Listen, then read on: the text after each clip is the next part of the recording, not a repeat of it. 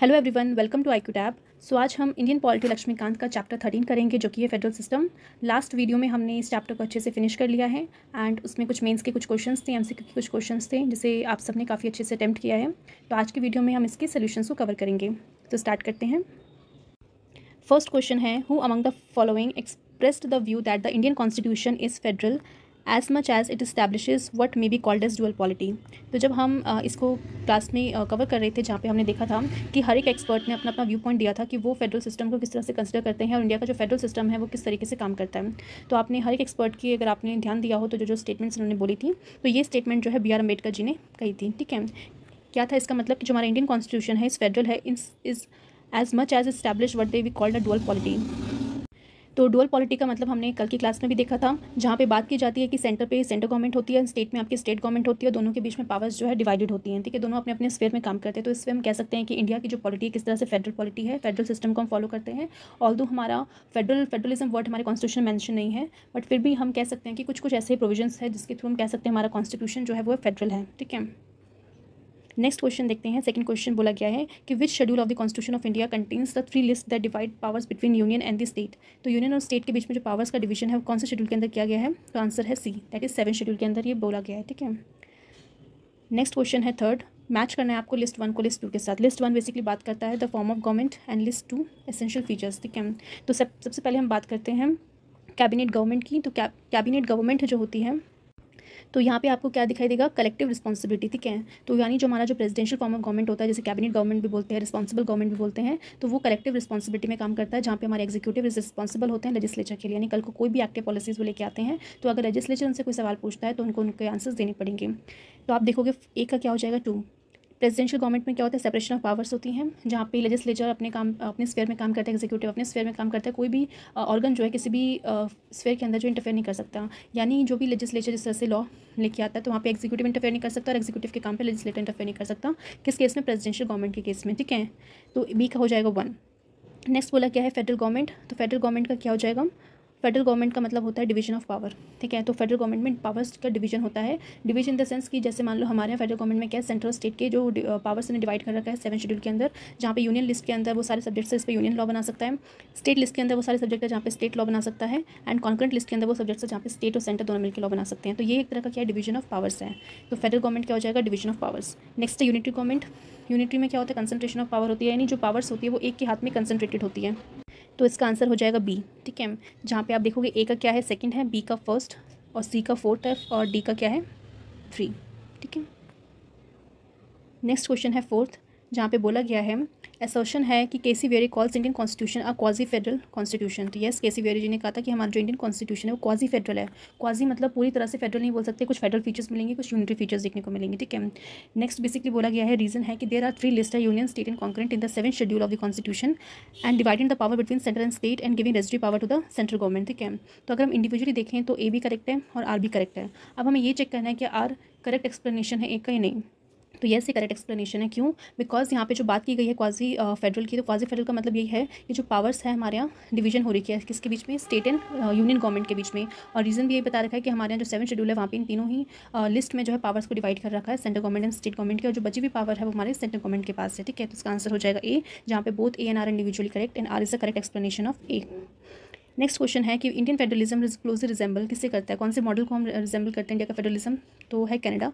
ठीक है, तो याद रखना यूएसए में प्रॉपर फेडरलिज्म है, जबकि हम किसको फॉलो करते हैं? कनाडा में। कि कनाडा भी ऑल द फेडरल है, बट वहाँ पे जो है आपको देखने को मिलेगा सेंट्रलाइजिंग टेंडेंसी देखने को मिलेगी, यानी सेंटर को ज़्यादा स्ट्रॉन्ग रखा हुआ है। ठीक है, फेडरल होने के बावजूद भी सेंटर के पास ज़्यादा पावर है, तो इंडिया में भी आपको ये देखने को मिलेगा। ठीक है, तो 5th का आंसर हो जाएगा बी, कनाडा।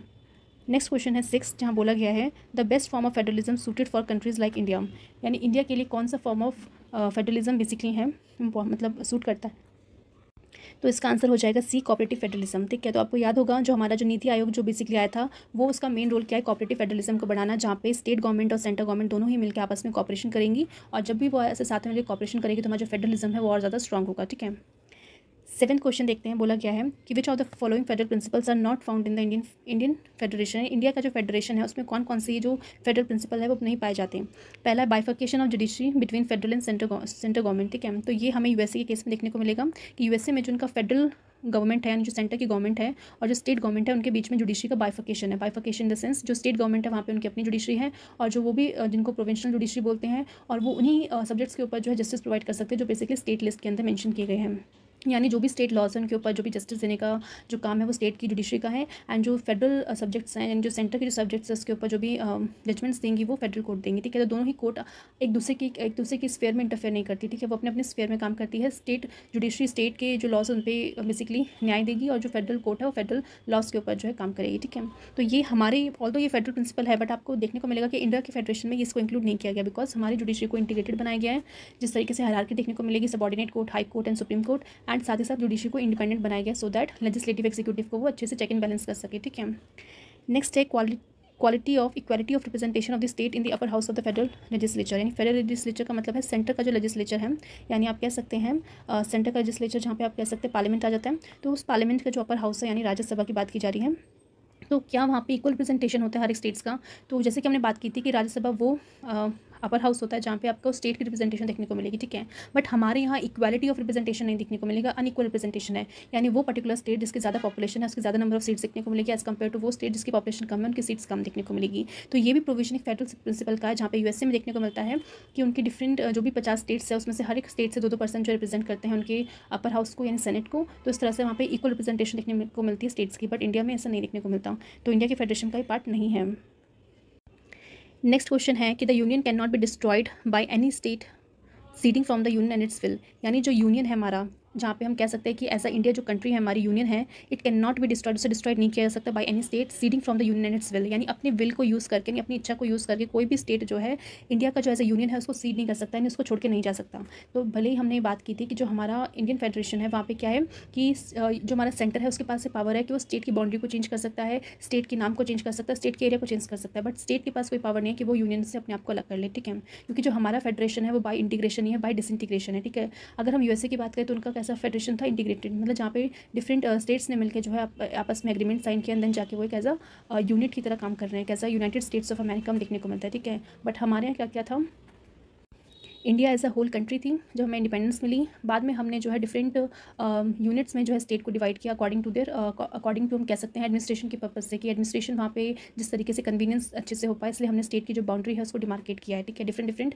स्टेट में जो हमने इसको कन्वर्ट कर दिया, तो ऐसा हमने क्या करा, यूनियन को बेसिकली तोड़ा है, डिसइंटीग्रेट किया है, ना कि हमने इंटीग्रेट किया है। ठीक है, तो ये हमारे यहाँ फीचर है। ठीक है, अब हम बात करते हैं फोर्थ पॉइंट की, जहाँ बोला गया कि federal government can redraw map of the Indian union by forming a new state. Yes, जो फेडरल गवर्नमेंट है, सेंटर की गवर्नमेंट है, तो उसके पास ये पावर है कि वो फिर से रीड्रॉ कर सकती है मैप इंडियन यूनियन का इन द सेंस कि जो इंडिया का जो मैप है उसमें थोड़े चेंजेस ला सकती है। कैसे चेंजेस ला सकती है, नए स्टेट्स को ऐड करके, 2-3 स्टेट्स को आपस में मर्ज करके, या फिर एक स्टेट को डिफरेंट यूनिट्स में मिल सकती है तोड़ के। तो ये सारे चेंजेस जो है हमारी यूनियन गवर्नमेंट कर सकती है। ठीक है, तो ये भी हम कह सकते हैं हमारे इंडियन फेडरेशन का फीचर है। तो इसमें बोला ये क्या है कि कौन सा प्रिंसिपल नहीं है, मतलब कौन सा ऐसा फेडरल प्रिंसिपल है जो हमारे इंडियन फेडरेशन में पाया नहीं जाता, तो नहीं जाता वो आपको बताना है। तो आपका हो जाएगा आंसर 1 and 2 जो इंडिया के फेडरेशन में इंक्लूडेड नहीं है।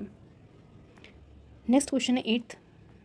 इसमें बेसिकली बोला गया है असर्शन में कि India is a union of state and not a federal of state, कि हमारे यहाँ जो है इसको यूनियन ऑफ स्टेट का है, ना कि फेडरल स्टेट बोला है, बिकॉज हमारा, ताकि हम कंफ्यूज ना हो सके कि जो अमेरिका का जो फेडरेशन है जहाँ पे वो डिफरेंट जो स्टेट्स है आपस में इंटीग्रेट हुए हैं एग्रीमेंट के थ्रू, तो उस तरह का फेडरेशन इंडिया का फेडरेशन नहीं है, इसलिए हमने अपने यहाँ के फेडरेशन को as a union of state का है। ठीक है, रीज़न बोला गया है in Indian constitution the centre is given emergency power which can be convert federal state into unitary state. ठीक है, यानी जब भी इमरजेंसी का टाइम होता है तो आप देखते हो कि हमारा जो फेडरल सिस्टम है वो यूनिटरी सिस्टम में कन्वर्ट हो जाता है, बिकॉज सारी पावर जो सेंटर के पास आ जाती है, वो उस हिसाब से जो है स्टेट का एडमिनिस्ट्रेशन करती है। ठीक है, तो अगर हम इंडिविजुअली देखिए दोनों स्टेटमेंट करेक्ट हैं। ठीक है, अब बात करते हैं कि आर क्या करेक्ट एक्सप्लेनेशन है ए का, तो यस करेक्ट एक्सप्लेनेशन है, जहाँ पे बोला गया है कि येस इमरजेंसी के टाइम पे हम देखेंगे कि फेडरल सिस्टम यूनिटी सिस्टम में कन्वर्ट हो जाता है। मीन्स कि कुछ ऐसे सर्कमस्टांसेस होते हैं जहाँ पे आपको इजीली कन्वर्जन देखने को मिलेगा फेडरल सिस्टम से यूनिटी सिस्टम में। ठीक है, बट ओवरऑल हम देखें कि हमारा नॉर्मल फेडरल सिस्टम चलता है, बट कह सकते हैं कि हमारा यूनिटी तब कन्वर्ट होता है जब सर्कमस्टांसेस वैसे होते हो। ठीक है, कि जैसे मान लो जब आपकी इमरजेंसी लग गई तब ज़रूरत है,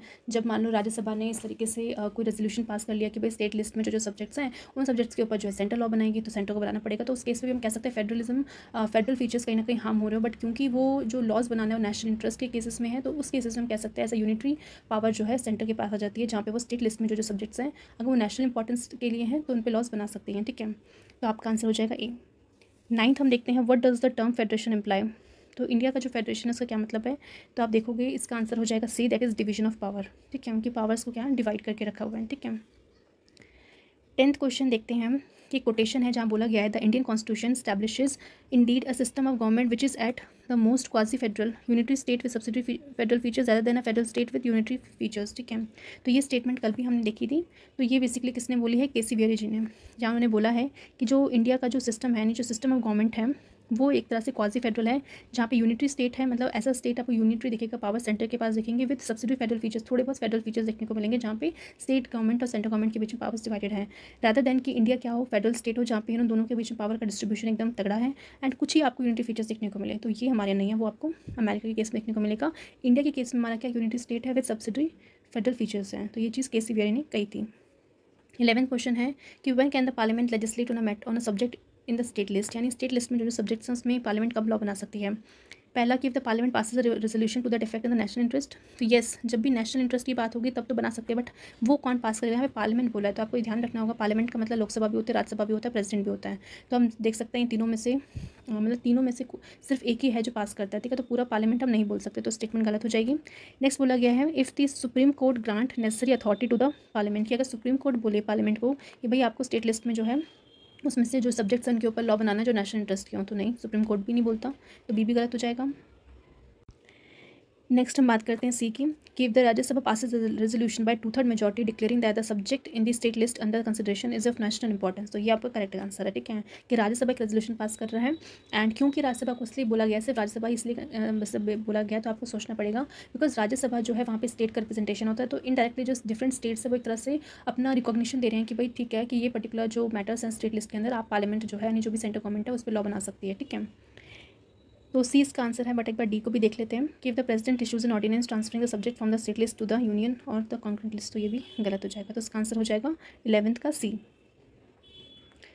12th क्वेश्चन हम देखते हैं जहाँ बोला गया है एसर्शन है कि article 1 of the constitution of India describe India as a union of state rather than federal state. ठीक है, कि उसने आर्टिकल 1 में देखने को मिलेगा कि इंडिया को as a union of state बोला रादर देन कि हम फेडरल स्टेट बोली। ठीक है, रीजन क्या है कि India federation is not the result of an agreement by the unit, यानी जितने भी यूनिट्स हैं उनके एग्रीमेंट से नहीं बना है, and the component unit have no freedom to reserve, ना ही जो component units and different states उनके पास कोई फ्रीडम नहीं है कि वो इंडिया को छोड़ के चले जाएँ। ठीक है, तो अगर हम देखें तो दोनों इंडिविजुअली स्टेटमेंट जो आपको करेक्ट देखने को मिलेगी and R is the correct explanation of A भी है। ठीक है, तो आपका आंसर हो जाएगा ए। 13th क्वेश्चन है कि इन the constitution of India the term federal, हमारे कॉन्स्टिट्यूशन ऑफ इंडिया में जो टर्म फेडरल क्या है, प्रियम्बल में लिखी हुई है, नो, प्रियम्बल में इसके बारे में कोई मेंशन नहीं किया गया है, ना ही हमारे पार्ट 3 में जहाँ पे फंडामेंटल राइट्स हैं, ना ही आर्टिकल 68 में। तो हम कह सकते हैं डज नॉट फिगर एनीवेयर, मतलब कहीं भी हमारे फेडरल के बारे में एक्सप्लेन नहीं किया गया है। नेक्स्ट है 14th क्वेश्चन जहाँ बोला गया था constitution of India federal in character because, क्यों फेडरल है हमारा कह सकते हैं। पहला बोला गया था head of the state and जो प्रेसिडेंट है वो इलेक्ट होते हैं by electoral college consisting of elected members of both the house of the parliament and the elected members legislative assembly of the state. ठीक है, तो इस बेसिस पे हम कहें फेडरल है, नो। तो नॉर्मली आपको बता रहा है कि प्रेसिडेंट का इलेक्शन कैसे होता है, जहाँ पे प्रेसिडेंट के इलेक्शन में आप देख सकते हो कि जो होता है इंडायरेक्ट इलेक्शन होता है, इलेक्टोरल कॉलेज बनता है जहाँ पे एमपीज़ एमएलए दोनों जो पार्टिसिपेट करते हैं। तो नॉर्मल प्रेसिडेंट के इलेक्शन के बारे में बता रखा है, तो प्रेसिडेंट का इलेक्शन कहीं ना कहीं हम ये नहीं बोल सकते कि वो फेडरल इन करेक्टर है। ठीक है, ये बताए शो करें। नेक्स्ट इसमें बोला गया है कि governor of a state appointed by the president and they hold office during the pleasure of president. तो ये कहीं ना कहीं यूनिटी फीचर को बताता है, ना कि federal unity in the sense कि सेंटर के पास पावर है कि वो गवर्नर को चुन रही है अपने कंडीशन के हिसाब से, प्रेसिडेंट अपने प्लेजर के हिसाब से उसको चुन रहा है, एंड वो भी जो गवर्नर होगा प्रेसिडेंट के प्लेजर में काम करेगा। ठीक है, प्रेसिडेंट जब चाहे से अपॉइंट कर सकते हैं, जब चाहे से रिमूव कर सकते हैं। तो एक तरह से यूनिटी फीचर्स को शो करता है, ना कि फेडरल फीचर्स को। तो ये भी आपका गलत हो जाएगा। सी देखते हैं there is a distribution of power between union state. तो यस, जो हमारे डिस्ट्रीब्यूशन ऑफ पावर है यूनियन एंड स्टेट के बीच में, जहाँ पे शेड्यूल 7 में उनकी जो डिफरेंट डिवीजन ऑफ पावर्स करके रखा है, मतलब union list, state list and concurrent list, तो उससे पता चलता है कि हमारे constitution of India federal in character है। ठीक है, तो 14 का आंसर हो जाएगा सी, बट एक बार डी को भी हम चेक कर लेते हैं कि the amendment of the constitution can be made only by following the procedure laid down in the constitution and in some cases amendment require ratification by the legislature of state. तो ये normally amendment के बारे में बता रहे हैं किस तरीके से अमेंडमेंट होता है, तो वो भी इस तरीके का नहीं है। ठीक है, फेडरल करेक्टर को शो नहीं करता। ठीक है, नेक्स्ट क्वेश्चन है structure of the Indian constitution is, कैसा स्ट्रक्चर है, federal in form and unitary in spirit, या यूनिटरी, या फिर unitary in form and federal in spirit, या फिर प्योर फेडरल। तो आंसर हो जाएगा ए कि फेडरल एज अ फॉर्म अगर देखोगे तो फेडरल देखने को मिलेगा, बट हम कैसा यूनिटरी इन स्पिरिट है। ठीक है, तो यहाँ पे हमारे एमसीक्यूज़ को हमने अच्छे से कवर कर लिया है। अब हम चलते हैं मेन सी क्वेश्चन की तरफ। तो यहाँ पे क्या करके हम क्वेश्चंस को सॉल्व करेंगे। सबसे पहला जो क्वेश्चन है बेसिकली बोला गया है कि the concept of federalism has continue to change its contour in Indian polity, कि हमारे इंडियन पॉलिटी में जो फेडरलिज्म का कंसेप्ट है आपको चेंज होता दिखाई देगा। तो कैसे, तो वो आपको एनालाइज करना है। तो सबसे पहले आप इसको शुरू कर सकते हैं कि आप पहले बताइए कि फेडरलिज्म क्या होता है, देन कुछ रिसेंट एग्जांपल से शो करना है कि किस तरीके से जो फेडरलिज्म का नेचर है चेंज हो रहा है, एंड कैसे सेंटर स्टेट के बीच में कैसे रिलेशंस है वो आपको एग्जांपल से हाईलाइट करना है, ठीक है। तो सबसे पहले जब आप लिखोगे फेडरलिज्म के बारे में, तो एक फेडरल गवर्नमेंट वो होती है जहाँ पे पावर्स डिवाइडेड होती है between the national government and the regional government. और कौन इसको डिवाइड करता है? कॉन्स्टिट्यूशन में उनकी जो पावर्स है उनका डिवीजन देखने को मिलता है, ठीक है। और कुछ फीचर्स अगर बता सको तो बता सकते हो कि कैसे फेडरल सिस्टम जो होता है क्या क्या फीचर्स होते हैं। सबसे पहला फीचर तो ये है कि डुअल गवर्नमेंट देखने को मिलती है, सेंटर पे अलग होती है, स्टेट में अलग होती है। एक रिटन कॉन्स्टिट्यूशन होता है, वो पर्टिकुलर कॉन्स्टिट्यूशन जो है क्योंकि रिटन होता है तो इसलिए जो है दोनों के बीच में कन्फ्लिक्ट की सिचुएशन कम देखने को मिलता है, बिकॉज जो चीज़ें लिखी गई हैं कॉन्स्टिट्यूशन में तो उसे आपको फॉलो करना ही करना है, ठीक है। थर्ड फीचर है कि डिवीजन ऑफ पावर्स होता है between the centre and state government के बीच में, एंड सुप्रीमेसी होता है कॉन्स्टिट्यूशन, बिकॉज ऑब्वियसली दोनों के बीच में कन्फ्लिक्ट ना, इसलिए कॉन्स्टिट्यूशन को सुप्रीम करना इंपॉर्टेंट है। एंड इंडिपेंडेंट जुडिशरी देखने को मिलती है। तो ये सारे हमारे फेडरल फीचर्स हैं। नेक्स्ट आप बता सकते हैं कि किस तरीके से कॉन्स्टिट्यूशन ऑफ इंडिया ने प्रोवाइड किया एक फेडरल सिस्टम ऑफ गवर्नमेंट को, डिस्पाइट दैट कि हमारा जो कॉन्स्टिट्यूशन ऑफ फेडरलिज्म है रिजिडिटी हो, बट हम देखें कि जब भी हम प्रैक्टिस करते हैं एज ए फेडरलिज्म तो वो चीज़ कहीं ना कहीं हमें कॉन्टिन्यूसली उसमें चेंज देखने को मिल रहा है, वो कहीं ना कहीं वो कंसेप्ट अभी भी इवॉल्व हो रहा है, ठीक है। कि जिस तरीके से हम पढ़ते हैं फेडरलिज्म को इन थ्योरी, तो वो कहीं ना कहीं जो रियलिटी है उससे काफ़ी चेंज होता है वो हमें देखने को मिलता है। तो क्या क्या चेंजेस नेचर हैं जो फेडरलिज्म की इंडिया में देखने को मिलते हैं, तो सबसे पहला बता सकते हो। तो सबसे पहला पॉइंट आप लिख सकते हो कि किस तरीके से जो है, अगर हम जब देखें हमारा जब देश आज़ाद हुआ था तो 1950-51 में जब पहले जनरल इलेक्शंस हुए थे तो उस टाइम जो है सिर्फ एक ही पार्टी आपको डोमिनेंस में देखने को मिलेगी जो कि थी कांग्रेस। तो काफ़ी टाइम तक सिर्फ कांग्रेस ही थी जो कि रूल कर पाती थी और कोई पार्टीज़ आपको देखने को नहीं मिलेगी। तो कहीं ना कहीं जो प्रैक्टिस थी फेडरलिज्म की वो कहीं ना कहीं चैलेंज हो रही थी। जो अटॉनमी जो हमने बात की गई है कि किस तरह से पावर को डिस्ट्रीब्यूट करना है वो उस समय देखना नहीं गया था, ठीक है। But after the fourth general election हम देखेंगे तो due to the emergence of regional parties, तो जो first second and third election थे वहाँ पे सिर्फ सेंटर पार्टी जो मेजॉरिटी में थी, बट उसके बाद जब फोर्थ जनरल इलेक्शन हुए तो जो रीजनल पार्टीज़ थी वो भी खड़ी होने शुरू हो गई। और जब रीजनल पार्टीज़ निखर के आएंगी तो काफ़ी कन्फ्लिक्ट देखने को मिलेगा सेंटर स्टेट के बीच में। क्यों? बिकॉज अगर मान लो किसी पर्टिकुलर रीजन में मान लो एक सेंटर पे पार्टी और एक मान लो महाराष्ट्र में है, तो महाराष्ट्र में जो रीजनल गवर्नमेंट पार्टी है वो निकल के आ रही है, तो कल के लोगों ने इन रीजनल पार्टीज़ को वोट दिया तो इनकी यहाँ पे सरकार बन गई। तो क्योंकि इनकी सरकार बन गई, इनकी आइडियोलॉजीज डिफरेंट है, बिकॉज दोनों पार्टीज़ अलग हैं, तो कहीं ना कहीं इनके बीच में बैलेंस नहीं बन पाएगा। तो इस तरीके से काफ़ी ज़्यादा कन्फ्लिक्ट देखने को मिलता है सेंट्रल स्टेट्स के बीच में। और स्टेट की जो मेन डिमांड होती है सेंटर से वही होती है कि उन्हें ज़्यादा से ज़्यादा अटॉनमी दी जाए फाइनेंशियल स्फेयर में, लेजिस्लेटिव और एडमिनिस्ट्रेटिव। बिकॉज सेंटर कहीं ना कहीं चाहता है कि वो उनकी जो पार्टी थी वो उस पर्टिकुलर एरिया में जीत के नहीं आई, तो इस पर्टिकुलर एरिया में वो ज़्यादा ध्यान नहीं देंगे, फाइनेंशियली उनको इतना ज़्यादा अटॉनमी नहीं देंगे, लेजिस्लेचर भी खुद ही लॉ बना रहे हैं एडमिनिस्ट्रेशन में भी। तो ये सारी चीज़ें ना हो, इसलिए रीजनल गवर्नमेंट जो होती हैं, जो रीजनल पार्टीज़ होती हैं, अगर कभी भी इस तरीके से जीत के आती है तो वो यही डिमांड करती है कि हमें अटॉनमी चाहिए। भले सेंटर की गवर्नमेंट ना बनी हो उस पर्टिकुलर रीजन में, बट जो भी पार्टी जीत के आई है उनको अटॉनमी चाहिए, उन्हें आज़ादी चाहिए कि वो फाइनेंशियल स्फेयर में काम कर सके आसानी से, लेजिस्लेटिव लॉ ला सके और एडमिनिस्ट्रेटिव स्फेयर में भी अच्छे से काम कर सके, ठीक है। नेक्स्ट आप बता सकते हो कि किस तरीके से जब प्लानिंग कमीशन आया था 1950 में, तो उस प्लानिंग कमीशन का मेन जो था यही था कि वो काफ़ी ज़्यादा सेंट्रलाइजेशन को फॉलो करता था, यानी क्योंकि सेंटर के द्वारा से बनाया गया था तो हमेशा सेंटर की बात ही सुनना, सेंटर के लिए काम करता था। इस तरीके से जो स्टेट थे उनकी कहीं ना कहीं उनकी जो बातें हैं, उनकी जो वैल्यूज़ को डिग्रेड कर रहा था ये प्लानिंग कमीशन, ठीक है। एंड ये जो प्लानिंग कमीशन है, ऑल्दो ये कॉन्स्टिट्यूशनल पोस्ट नहीं थी बट एक एग्जीक्यूटिव रेजोल्यूशन के द्वारा लाया गया था, फिर भी इसके पास इतनी ज़्यादा पावर दे रखी थी कि कुछ भी अपना डिज़ाइन कर सकता है। और हमने चीज़ देखी थी किस तरीके से जो सेंटर में बैठे हुए जो मेंबर्स होते हैं, जो एमपीज़ होते हैं, वो पर्टिकुलर डिसाइड करते हैं क्या डेवलपमेंट करना है, एंड वो डेवलपमेंट फिर जो ग्राउंड लेवल तक पहुँचता है। जबकि होना ये चाहिए था कि ग्राउंड लेवल पर लोग डिसाइड करें कि क्या उनको ज़रूरत है अपने एरिया में डेवलपमेंट करने की, एंड देन वो फिर जो सेंटर को भेजे, एंड सेंटर उन्हें जो भी ग्रांट दे सकता है डेवलपमेंट के लिए उन्हें देना चाहिए। बट प्लानिंग कमीशन इस तरह से काम नहीं करता था। और क्योंकि उस समय क्या था, एक प्लानिंग कमीशन था जो चीज़ों को प्लान भी कर रहा है, प्लान इन द सेंस कि डेवलपमेंट के लिए कोई भी पॉलिसीज़ बना रहा है, साथ साथ इंप्लीमेंटेशन भी कर रहा है, ठीक है। तो ये दोनों काम जो थे प्लानिंग कमीशन के थे। बट अब जब नीति आयोग आया तो नीति आयोग सिर्फ डेवलपमेंट प्लान्स लेके आता है, इंप्लीमेंटेशन का काम नहीं करता। तो उस समय क्या था, जब 1950 से प्लानिंग कमीशन आया था तो कहीं ना कहीं जो फाइनेंस कमीशन का जो रोल है उसको अंडरमाइन कर रहा था। और फाइनेंस कमीशन जो कि अपने आप में एक ऐसी बॉडी है, एक कॉन्स्टिट्यूशनल बॉडी है, तो कहीं ना कहीं जो है कॉन्स्टिट्यूशनल बॉडी को इतनी ज़्यादा पावर नहीं दे रहे हो जितनी आप किस बॉडी को दे रहे हो जो कि कॉन्स्टिट्यूशन नहीं है। तो ये कहीं ना कहीं जो फेडरलिज्म है उसके ऊपर क्वेश्चन मार्क क्रिएट कर रही थी कि आप फाइनेंस कमीशन के पास इतनी पावर नहीं है जितनी आपने प्लानिंग कमीशन को दे रखी है। तो जब भी ऐसी चीज़ें होंगी तो दोनों के बीच में कन्फ्लिक्ट की सिचुएशन तो बनेगी, ठीक है। तो ये सारे हमने क्या चीज़ डिस्कस कर रहे हैं कि किस तरीके से हमारे फेडरलिज्म जो इंडिया का उसमें चेंजेस देखने को मिलते हैं। तो अब हम देखते हैं थर्ड फीचर जहाँ पे बोला गया है कि जो प्रेसिडेंशियल रूल के बारे में। तो जैसे कि हम जानते हैं कि जब भी हमने देखा कि 1966 के बाद से जब डिफरेंट पार्टीज़ आपको देखने को मिल रही थी सेंट्रल स्टेट में, कि सेंटर में कोई और पार्टी है और स्टेट में कोई और पार्टी है, तो उस टाइम जो है काफ़ी ज़्यादा कन्फ्लिक्ट की सिचुएशन बढ़ती रही। एंड गवर्नर की जो अगर पोस्ट देखोगे तो गवर्नर एक तरीके से एजेंट की तरह काम कर रहा था सेंट्रल गवर्नमेंट का। एंड उसका जो इंटरफेरेंस था स्टेट में, कहीं ना कहीं वो स्टेट की जो ऑटोनमी है उसको छीनने की काम करता था, कि जो स्टेट गवर्नमेंट जो लोगों के द्वारा चुन के आई है वो अच्छे से जो है काम नहीं कर पा रही बिकॉज ऑफ गवर्नर। ठीक है।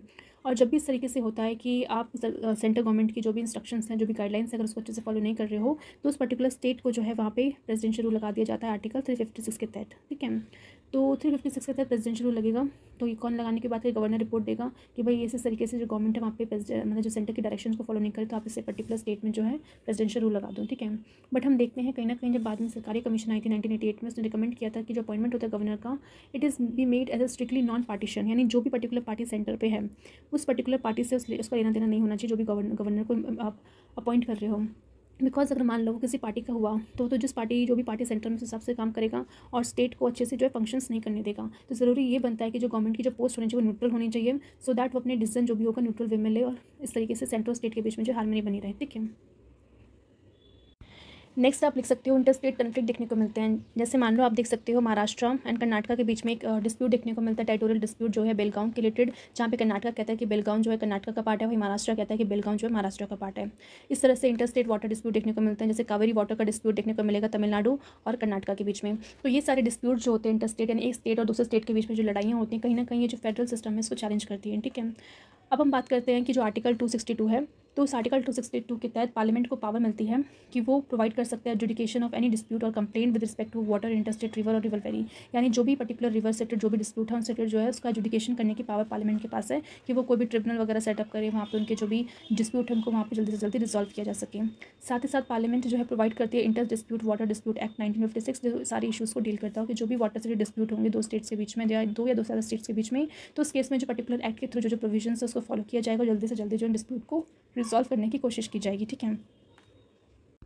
नेक्स्ट आप लिख सकते हो कि सेंट्रली स्पॉन्सर्ड स्कीम्स जो होती हैं, कहीं ना कहीं स्टेट उन स्कीम्स को काफ़ी ज़्यादा अपोज करती हैं, बिकॉज ये स्कीम जो है कहीं ना कहीं हिंड्रेंस पैदा करती है उनके एडमिनिस्ट्रेटिव ऑटोनमी में, कि जहाँ पे स्टेट के पास ऑटोनमी है कि वो पर्टिकुलर स्कीम ला के अपनी जो भी डेवलपमेंट है वहाँ पे कर सकती है, बट क्योंकि सेंटर के द्वारा जो सेंट्रली स्पॉन्सर स्कीम लाई जाती है उनके थ्रू क्या होता है, सेंट्रल स्पॉन्सर स्कीम है जहाँ पे सेंटर पैसा देता है आधा वादा आपको देखने को मिलेगा, स्टेट अपना पैसा देता है, तो कहीं ना कहीं स्टेट जो है कहीं ना कहीं ऐसे स्कीम्स को अपोज करते हैं। भाई ये जो स्फेयर है वहाँ पे स्टेट का हक बनता है कि वो लॉ बनाए, वो स्कीम लेके आए, बट सेंटर कैसे स्कीम लेके आ रही है, तो कहीं ना कहीं जो स्टेट की जो एडमिनिस्ट्रेटिव अथॉरिटी है या फिर एडमिनिस्ट्रेटिव ऑटोनमी है वो कहीं ना कहीं चैलेंज होती है, बिकॉज आप उनको अच्छे से काम नहीं करने दो, क्योंकि स्टेट का काम है स्कीम्स लेके आना जनता के लिए, तो सेंटर अगर इस तरीके से काम करते हैं तो उनके एडमिनिस्ट्रेटिव ऑटोनमी चैलेंज की होती है। ठीक है।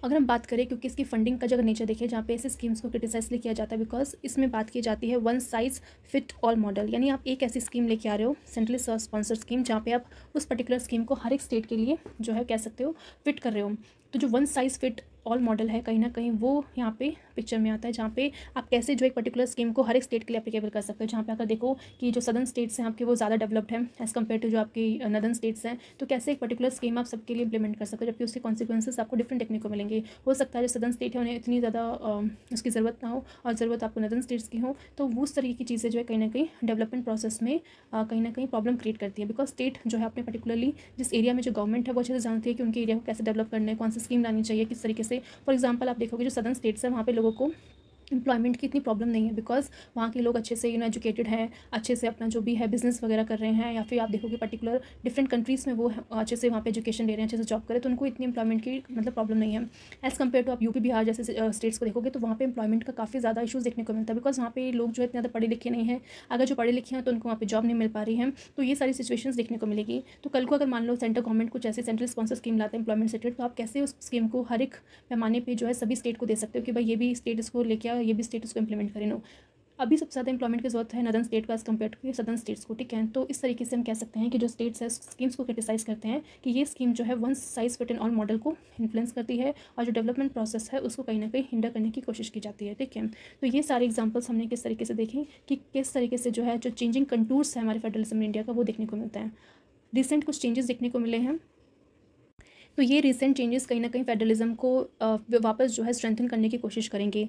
सबसे पहला हमने जो बात की थी नीति आयोग की, कि जब से गवर्नमेंट ने नीति आयोग को लेके आई है जिसने प्लानिंग कमीशन को साइड कर दिया है, तब से हम कह सकते हैं जो फेडरलिज्म है उसको काफ़ी ज़्यादा बढ़ाया गया है। ठीक है। बिकॉज नीति आयोग जो है बॉटम टू अप पॉलिसी पे काम करता है, जबकि जो प्लानिंग कमीशन था वो टॉप टू बॉटम पे काम करता था और NITI Aayog bottom to top पे काम करता है, ठीक है। यानी जो भी डेवलपमेंट होगी वो ग्राउंड लेवल पे डिसाइड की जाएगी क्या क्या डेवलपमेंट करनी है, एंड उसके बाद जो आपका टॉप में जाकर जो सेंटर है उसको इंप्लीमेंट करने के लिए जो भी फंड्स वगैरह जो है प्रोवाइड करेगा। तो कहीं ना कहीं हम कह सकते हैं कि जो नीति आयोग है बहुत ही इंपॉर्टेंट एवोल्यूशनरी चेंज लेके आया फ्रॉम द पास्ट। यानी जो भी पास्ट में प्लानिंग कमीशन ने काम किया था कहीं ना कहीं उसको जितना ज़्यादा क्रिटिसाइज़ किया जाता था, तो इस तरीके से हमारा नीति आयोग जो एक इवोल्यूशनरी चेंज लेके आया है। एंड नीति आयोग जो है कहीं ना कहीं जो है कोऑपरेटिव फेडरलिज्म को बढ़ाने में जो है काफ़ी ज़्यादा इंपॉर्टेंट रोल प्ले करता है, ताकि उस पर्टिकुलर डेवलपमेंट में सेंटर का भी योगदान रहे और स्टेट का भी योगदान रहे। तो इस तरीके से जो उनके बीच में फेडरलिज्म है बहुत ज़्यादा स्ट्रॉन्ग होगा, ठीक है। एंड हम कह सकते हैं कि government of India to bring state to work together in the national interest, यानी जो भी पर्टिकुलर डेवलपमेंट जो नेशनल इंटरेस्ट में होगी तो उस नेशनल इंटरेस्ट में काम करने के लिए आपको देखने को मिलेगा जो सेंट्रल गवर्नमेंट और स्टेट गवर्नमेंट है दोनों साथ में मिलकर काम करेगी। जबकि यहाँ प्लानिंग कमीशन में क्या हो रहा था कि सिर्फ सेंट्रल गवर्नमेंट है वही डेवलपमेंट के प्लान बना रही है, बिना स्टेट से पूछे वही सब कुछ डिसाइड कर रही है, ठीक है। बट नीति आयोग में क्या है, जो भी डेवलपमेंट के प्लान बनाए जाएंगे वहाँ पे सेंट्रल गवर्नमेंट हो या स्टेट गवर्नमेंट हो उन सबका इन्वॉल्वमेंट देखने को मिलेगा, ठीक है। नेक्स्ट कह सकते हैं कोऑपरेटिव फेडरलिज्म है, ठीक है। कोऑपरेटिव फेडरलिज्म बेसिकली बात की जाती है जहाँ पे सेंटर और स्टेट जो है हॉरिजॉन्टली रिलेशनशिप में होते हैं, यानी हॉरिजॉन्टली मतलब ऐसा नहीं है कि सेंटर ऊपर है स्टेट नीचे, नो। तो इस तरीके का वर्टिकल नहीं देखने को मिलेगा, हॉरिजॉन्टली यानी सेंटर के पास भी आपको पावर दे रखी है, स्टेट के पास भी पावर दे रखी है, ठीक है। जहाँ पे दोनों मिलके एक डेफिनेट स्फेयर में डेफिनेट मतलब कह सकते हैं पॉलिसी के ऊपर काम कर सकते हैं। दोनों का ही कॉपरेशन देखने को मिलेगा जो कि लार्जर पब्लिक इंटरेस्ट के हित में होता है, ठीक है। यानी कोई भी पॉलिसी है, कोई भी बेसिकली लॉ लाना चाहते हैं तो उस पॉलिसी में क्या होगा, सेंटर का भी रोल रहेगा इंपॉर्टेंट और स्टेट का भी रोल इंपॉर्टेंट रहेगा, ठीक है। और नीति आयोग कहीं ना कहीं इसको अचीव करने में, कोऑपरेटिव फेडरलिज्म को अचीव करने में काफ़ी इंपॉर्टेंट रोल प्ले करता है, जहाँ पे स्टेट और सेंटर दोनों मिलकर जो है फॉर्मुलेट भी करते हैं और इंप्लीमेंटेशन भी करते हैं नेशनल पॉलिसीज़ को, ठीक है। कि जो नेशन की पॉलिसीज़ है वहाँ पे सेंटर का ही नहीं स्टेट का भी इक्वली योगदान देखने को मिलता है। तो इस तरीके से हम कह सकते हैं कि कोऑपरेटिव फेडरलिज्म ने फेडरलिज्म को और ज़्यादा स्ट्रेंथन किया है। नेक्स्ट आप लिख सकते हैं कॉम्पिटिटिव फेडरलिज्म। कॉम्पिटिटिव फेडरलिज्म में आप देखने को मिलेगा कि जो डिफरेंट स्टेट्स हैं उनके बीच में कंपटीशन करवाया जाता है सो दैट कि जो भी पर्टिकुलर स्टेट है वो कहीं ना कहीं फंड्स को अट्रैक्ट कर सकें, इन्वेस्टमेंट को अट्रैक्ट कर सकें। एंड इससे क्या होगा, अगर उन्हें फंड्स मिलेंगे, इन्वेस्टमेंट अच्छे से मिलेगी तो जो भी उनका एडमिनिस्ट्रेशन है वो एफिशिएंटली काम कर पाएगा, डेवलपमेंट एक्टिविटीज़ जो है वो अच्छे से पर्टिकुलर स्टेट कर पाएगा, ठीक है। फॉर एग्जाम्पल अगर हम देखें तो स्मार्ट सिटी मिशन, ठीक है। तो स्मार्ट सिटी मिशन का एक आपको देखने को मिलता है एक रैंक निकाला जाता है डिफरेंट स्टेट्स का कि किस तरीके से डिफरेंट स्टेट्स ने जो है पर्टिकुलरली इस एरिया में इतना अच्छे से काम किया है, कितने अच्छे से वो अपने सिटी को जो है स्मार्ट बनाने की कोशिश कर रहे हैं, जो भी डेवलपमेंट ला रहे हैं, जो भी पॉलिसीज़ लेके आ रहे हैं, तो कौन से स्टेट ने किस अच्छे से काम किया है। तो इस तरीके से हर एक स्टेट की रैंक निकाली जाती है, ठीक है। और जो भी पर्टिकुलर स्टेट इस लिस्ट में टॉप करेगा कहीं ना कहीं वो पर्टिकुलर स्टेट को फिर आगे जाके जो इन्वेस्टमेंट अच्छे से मिलती है। बिकॉज अगर मान लो आप अपने पर्टिकुलरली सिटी को अगर आप स्मार्ट बना रहे हो, ऑब्वियसली आप सारे सिटीज़ को एकदम से स्मार्ट नहीं बना सकते, बट कुछ ऐसी सिटीज़ है जहाँ पे आपको लगता है कि आप इसमें थोड़ा सा एफर्ट डालोगे तो ये स्मार्ट सिटी कन्वर्ट हो सकती है, ठीक है। तो स्टेट गवर्नमेंट को क्या करना है, उन्हीं सिटीज़ को कहीं ना कहीं रिकॉग्नाइज़ करना है, उनको और ज़्यादा उन पर डेवलपमेंट करनी है, सो दैट कल को जो भी इन्वेस्टर्स आएंगे, चाहे फॉरेन इन्वेस्टर्स हो, इंडियन इन्वेस्टर्स हो, तो उनका जो ध्यान होगा उस पर्टिकुलर चीज़ के ऊपर जाएगा। और जब इस तरीके से इन्वेस्टमेंट नहीं मिलेगी, फंड्स मिलेंगे, तो और ज़्यादा डेवलपमेंट वो कर पाएंगे। तो इस तरह से हम कॉम्पिटिटिव फेडरलिज्म को इंक्रीज़ कर रहे हैं कि आप डिफरेंट स्टेट के बीच में क्या करवा रहे हो, कंपटीशन करवा रहे हो। बिकॉज जब भी आप कंपटीशन करवाओगे तो यहाँ पे हर एक स्टेट चाहेगा कि उनके यहाँ पे इन्वेस्टमेंट आनी चाहिए। तो इन्वेस्टमेंट कब आएगी, जब आप काम तो करोगे ना। तो इस तरह से एक तरह से हम कह सकते हैं कि हर एक स्टेट गवर्नमेंट को एक तरह से मोटिव मिल जाता है कि उन्हें काम करना पड़ेगा। बिकॉज अगर जब भी वो कुछ अच्छा काम करेंगे तभी उन पर इन्वेस्टमेंट मिल पाएगी, तभी उन्हें बेसिकली फंड्स मिलेंगे जो कि डेवलपमेंट एक्टिविटीज़ को और ज़्यादा इन्हांस करेंगे, ठीक है। तो इस तरह का कॉम्पिटिशन होना बहुत ज़रूरी है, जो कहीं ना कहीं स्टेट को जो एक्स्ट्रा पुश प्रोवाइड करेगा कि वो कुछ ना कुछ करें अपने स्टेट के लिए, ठीक है। इसके अलावा ईज़ ऑफ डूइंग बिजनेस देख सकते हो कि ईज़ ऑफ डूइंग बिजनेस में हर एक डिफरेंट स्टेट की रैंक निकाली जाती है, जहाँ पे देखा जाता है कि किस पर्टिकुलर स्टेट में जो बिजनेस है वो कितने अच्छे से कंडक्ट किया जा रहा है, वहाँ की बिजनेस की पॉलिसीज़ कैसी हैं, वहाँ पे लोगों को किस तरीके से सहूलियत दी जाती है। तो इस तरह की रैंकिंग जब निकाली जाएगी तो डिफरेंट जो फॉरनर्स है, इन्वेस्टर्स हैं, बिजनेस कोई करने आ रहा है, कोई कंपनी सेटअप करने आ रहा है, तो वो कोशिश करेंगे कि ऐसी कोई स्टेट के अंदर जाएँ जहाँ पे ईज़ ऑफ डूइंग बिजनेस देखने को मिले। तो इसलिए हर एक स्टेट को कहीं ना कहीं जो है एक प्लेटफॉर्म मिल जाएगा कि उन्हें कम्पीट करना है हर एक स्टेट के साथ और अपने स्टेट को और ज़्यादा बेहतर बनाना है, सो दैट उनकी स्टेट में भी जो है कंपनी सेटअप हो, ज़्यादा से ज़्यादा लोगों को एम्प्लॉयमेंट मिले एंड देन फिर स्टेट गवर्नमेंट जो अच्छे से काम करे, ठीक है। तो वो कह सकते हैं कि कॉम्पिटिटिव फेडरलिज्म भी कहीं ना कहीं फेडरलिज्म को स्ट्रेंथन करने के काम आता है। नेक्स्ट हमने देखा था गवर्नमेंट एक पॉलिसी मतलब एक पॉलिसी लेके आई थी जहाँ पे उन्होंने बात की थी वन नेशन वन इलेक्शन, ठीक है। मतलब ऐसी अभी तक इसको इंप्लीमेंट नहीं किया जा रहा है, बिकॉज कहीं ना कहीं इसको काफ़ी ज़्यादा क्रिटिसाइज़ भी किया जाता है। कुछ लोग इसे अच्छा मानते हैं तो कुछ लोग इसे क्रिटिसाइज़ करते हैं। बट ये जो लाया गया था वन नेशन वन इलेक्शन तो काफ़ी ज़्यादा अच्छा था, बिकॉज इसमें बोला गया था कि आपको साइमल्टेनियसली कंडक्ट करने पड़ेंगे इलेक्शन को, सेंटर में भी स्टेट में भी, ठीक है। यानी एक ही टाइम पर आप सेंटर में भी इलेक्शन करवा रहे हो, स्टेट में भी इलेक्शन करवा रहे हो, तो कहीं ना कहीं जो फेडरल रिलेशनशिप है इंडिया का उसको ये इंपैक्ट देखने को मिलता, क्योंकि बहुत सारी जो रीजनल पार्टीज है वो अपोज कर रही थी किस तरह से ये जो आइडिया वो एंटी फेडरल है, मतलब उसको ये एंटी फेडरल बता रही थी, ठीक है। तो इस तरह की क्रिटिसिज्म आपको देखने को मिलेंगे, बट आपको एग्जाम्पल के तौर पर लिखना था तो आपने ये पॉइंट्स लिख दिया, ठीक है। कि किस तरीके से जो रिसेंट चेंजेस देखने को मिले हैं उन रिसेंट चेंजेस में आप इन सारे एग्जाम्पल्स को लिख सकते थे, ठीक है। तो इस तरीके से आप अपने आंसर को यहाँ पे कंक्लूड कर सकते हो क्या कि ये जो SR बोमई केस 1994 पे आया था, उस केस में बेसिकली सुप्रीम कोर्ट ने यही बोला था कि जो फेडरलिज्म है, ठीक है, कि सुप्रीम कोर्ट का क्या मानना था कि जो हमारा फेडरलिज्म है वो कहीं ना कहीं किसका पार्ट है, बेसिक स्ट्रक्चर का पार्ट है, बेसिक फीचर है हमारे कॉन्स्टिट्यूशन का। तो कोई भी कल की डेट में इस बेसिक फीचर को जो हार्म नहीं कर सकता। एंड जितने भी स्टेट्स हैं उनके पास इंडिपेंडेंट कॉन्स्टिट्यूशन एग्जिस्टेंस है, मतलब उन सारे स्टेट्स को कभी भी सबॉर्डिनेट नहीं माना जाएगा सेंटर के, उनका जो एग्जिस्टेंस है वो इंडिपेंडेंट है, कॉन्स्टिट्यूशन ने उनको बेसिकली वो एग्जिस्टेंस प्रोवाइड किया है, ठीक है। And they are not the satellite, ठीक है, ना ही वो सैटेलाइट है ना ही एजेंट है सेंटर के, उनका खुद का जो है अस्तित्व है। And within this sphere allotted to them the state are supreme, और जो भी स्फीयर उन्हें प्रोवाइड किया गया है उस स्फीयर में जो है स्टेट जो है अपना सुप्रीम रोल प्ले करते हैं, ठीक है। तो ये चीज़ आप लास्ट में एंड कर सकते हो कि किस तरीके से SR बोमई केस में ये चीज़ बोली गई थी कि हमारा जो फेडरलिज्म है वो बेसिक फीचर है हमारे कॉन्स्टिट्यूशन का, जिसको जो है कोई भी गवर्नमेंट जो है चेंज नहीं कर सकती, ठीक है। तो यहाँ पे आपका फर्स्ट का आंसर हो गया। अब हम चलते हैं सेकंड क्वेश्चन की तरफ। तो सेकंड क्वेश्चन में बोला गया है कि the while the central and state government both drive there authority from the constitution. तो उसमें कोई डाउट नहीं कि हमारे कॉन्स्टिट्यूशन में इनके क्या क्या रूल्स रहने वाले, क्या क्या फंक्शंस रहने वाले सेंट्रल स्टेट गवर्नमेंट के, दोनों मेंशन किए गए हैं। तो दोनों ही अपनी अथॉरिटी कहाँ से डिराइव करते हैं, कॉन्स्टिट्यूशन के अंदर। देन बोला गया है कि the Indian constitution provide for a federal system with a unitary बायस, कि हमारा जो इंडियन कॉन्स्टिट्यूशन की अगर हम बात करें तो वहाँ पे फेडरल सिस्टम तो है बट यूनिटरी बायस है। तो इस चीज़ को आपको एक्सप्लेन करना है। तो आप इसकी स्टार्टिंग कर सकते हो कि सबसे पहले आपको बताना पड़ेगा कि फेडरल और जो यूनिटरी सिस्टम है, मॉडल जो है गवर्नमेंट का, वो किस तरीके से काम करता है, उनके फीचर्स क्या क्या क्या क्या कैरेक्टरिस्टिक्स हैं, कि हम कहें कि हमारे इंडियन कॉन्स्टिट्यूशन में कौन कौन से ऐसे प्रोविजन हैं जो आपको लगेंगे कि वो फेडरल प्रोविजन हैं, एंड कौन कौन से उसमें यूनिटरी कैरेक्टरिस्टिक्स हैं। देन आपको बताना है कि किस तरीके से जो हमारा सेंट्रल गवर्नमेंट है वो ज़्यादा पावरफुल है as compare to the state, ठीक है। तो अगर हम बात करें इस आंसर की तो आप लिखोगे सबसे पहले कि जो हमारा यूनिटरी सिस्टम है, ठीक है, वो कहीं ना कहीं जो है हमारे सेंट्रल गवर्नमेंट को ज़्यादा पावर देता है, बट जो फेडरल सिस्टम है वो कहीं ना कहीं उसी पावर को जो इक्वली डिवाइड करता है नेशनल और लोकल फॉर्म्स ऑफ गवर्नमेंट में, यानी जो भी नेशनल गवर्नमेंट है, सेंट्रल गवर्नमेंट है, जो स्टेट गवर्नमेंट है, उसके बीच में डिवीजन करता है पावर का, ठीक है। तो इंडिया नो डाउट कि एक फेडरल कंट्री है, but one in the constitution in the world, but हमारी कह सकते हैं हमारे कॉन्स्टिट्यूशन के अंदर जो वर्ड है फेडरलिज्म वो कहीं पर भी मेंशन नहीं है, ठीक है। तो इंडिया अपने आप में फेडरल कंट्री है, बट फेडरेशन का शब्द हमारे कॉन्स्टिट्यूशन में मेंशन नहीं किया गया है, और इसको क्या मेंशन किया गया कि India as a union of states है, ठीक है, rather than federation of state, कि इंडिया ऐसा क्या है, यूनियन ऑफ स्टेट्स है। उसके बाद हम कुछ फेडरल फीचर्स को बता सकते हैं कि हमारे इंडियन कॉन्स्टिट्यूशन में कौन कौन से फेडरल फीचर्स हैं। तो पहला फीचर तो यही हो जाएगा कि हमारे यहाँ जो 7 शेड्यूल है कॉन्स्टिट्यूशन का, जहाँ पे 3 लिस्ट में डिवाइड कर रखी है, जहाँ पे यूनियन लिस्ट है, state list and concurrent list है, जहाँ पे दोनों ही जो है सेंट्रल स्टेट गवर्नमेंट जो है किस तरीके से उनकी पावर 3 लिस्ट में डिवाइड की गई है, जहाँ पे यूनियन लिस्ट में यूनियन लॉ बनाएगा, स्टेट लिस्ट पे स्टेट गवर्नमेंट लॉ बनाएगी, एंड कॉन्करेंट लिस्ट पे जो है स्टेट गवर्नमेंट और सेंट्रल गवर्नमेंट दोनों मिलकर लॉज बना सकती हैं। इसके अलावा फीचर्स आपका रिटन कॉन्स्टिट्यूशन है कि इस तरीके से हमारा जो कॉन्स्टिट्यूशन है रिटन है, सो दैट एक क्लैरिटी मिल सके दोनों ही गवर्नमेंट्स को कि उन्हें बेसिकली किस तरीके से काम करना है, तो वो चीज़ हमारे कॉन्स्टिट्यूशन में लिख दी गई है। इसके अलावा आप बता सकते हो कि हमारा सुप्रीमेसी ऑफ द कॉन्स्टिट्यूशन है, कॉन्स्टिट्यूशन को हमने सुप्रीम रखा है, एंड कॉन्स्टिट्यूशन हमारा रिजिड है, जहाँ पे हमारे ऐसा कोई प्रोविजन कॉन्स्टिट्यूशन का जो कि फेडरल प्रोविजन को कहीं ना कहीं दर्शाता है, तो उस फेडरल प्रोविजन को कल को अगर अमेंड करना भी हुआ तो सेंट्रल स्टेट गवर्नमेंट दोनों की सहमति की जरूरत होती है, ठीक है, जहाँ पे सेंटर जो होती है स्पेशल मेजॉरिटी के थ्रू से पास करना होता है, एंड जो स्टेट्स होते हैं उनका रेटिफिकेशन लगता है, जहाँ पे सिंपल मेजॉरिटी के थ्रू अपना रेटिफिकेशन देते हैं। तो हाफ ऑफ द स्टेट का रेटिफिकेशन मिल जाए तब उसको माना जाता है कि वो पास हो गया, ठीक है। इसके अलावा इंडिपेंडेंट जुडिशरी है, जो कहीं ना कहीं दर्शाते हैं कि फेडरल फीचर है, बाइकैमरलिज्म हो गया, लोकसभा राज्यसभा, ठीक है। तो ये सारे जो थे वो हमारे फेडरल प्रिंसिपल थे। अब हम बात करते हैं यूनिटरी फीचर्स की जो हमारे कॉन्स्टिट्यूशन में है। तो सबसे पहला हमें देखने को ये मिलेगा कि सिंगल कॉन्स्टिट्यूशन है, ठीक है, कि हमारा कॉन्स्टिट्यूशन ऑल्दो हम फेडरल कंट्री तो हैं बट हमारे यहाँ क्या है, सिंगल कॉन्स्टिट्यूशन है, यानी कि जितने भी स्टेट्स हैं उन सभी के जो फंक्शंस है कहीं ना कहीं एक ही कॉन्स्टिट्यूशन के अंदर ने मेंशन कर रखा है, ठीक है। तो इसलिए हम कह सकते हैं हमारा कॉन्स्टिट्यूशन काफ़ी ज़्यादा बल्कि है, लेंथीएस्ट है, बिकॉज यहाँ पे डिफरेंट स्टेट और जो भी सेंटर उन सभी के जो पावर्स क्या क्या फंक्शंस क्या क्या उन सब के बारे में हमारे कॉन्स्टिट्यूशन में लिख रखा है। तो हम ये नहीं कह सकते कि हमारा जो स्टेट है, जितने भी स्टेट है उनका कोई कॉन्स्टिट्यूशन अलग है, नो, यहाँ पे कोई भी सेपरेशन ऑफ कॉन्स्टिट्यूशन नहीं देखने को मिलता यूनियन एंड स्टेट के बीच में। नेक्स्ट फीचर है कि central control over the state, यानी कि हम कह सकते हैं कि अगर मान लो जिस तरीके से अगर स्टेट लिस्ट में अगर कोई भी फंक्शन मतलब कोई भी सब्जेक्ट्स अगर सेंटर उस पर लॉ बना रहा है तो स्टेट गवर्नमेंट को रिस्पेक्ट करनी पड़ेगी उन सारे लॉज की सेंट्रल गवर्नमेंट में बनाए हैं, यानी they can not make any law matter on which there is already made, ठीक है। अगर सेंटर ने अगर कोई पर्टिकुलर स्टेट लिस्ट पे या सेंट्रल लॉ पे या स्टेट के सब्जेक्ट्स उस पर अगर लॉ बना दिया तो उस पर्टिकुलर लॉ पे वो कोई क्वेश्चन नहीं उठा सकती और उसको इम्प्लीमेंट करना ही करना पड़ेगा, ठीक है। तो ये क्या शो करता है, यूनिटरी फीचर्स को। इसके अलावा राज्यसभा में इक्वल रिप्रेजेंटेशन नहीं मिलती स्टेट्स की, तो ये भी क्या दर्शाता है कि हमारे यहाँ इक्वल रिप्रेजेंटेशन नहीं है स्टेट के राज्यसभा में, तो हमारे ये क्या शो करता है, यूनिटरी फीचर को, ठीक है। इसके अलावा existence of state depend on the centre पे डिपेंड करता है, बिकॉज सेंटर के पास पावर है कि वो चेंज कर सकती है बाउंड्री ऑफ किसी भी स्टेट की बाउंड्री चेंज कर सकती है, कोई भी न्यू स्टेट को क्रिएट कर सकती है। तो कहीं ना कहीं जो उनकी एग्जिस्टेंस है, उनकी जो टेरिटोरियल ऑटोनॉमी है वो उनके पास नहीं है, ठीक है, स्टेट्स के पास।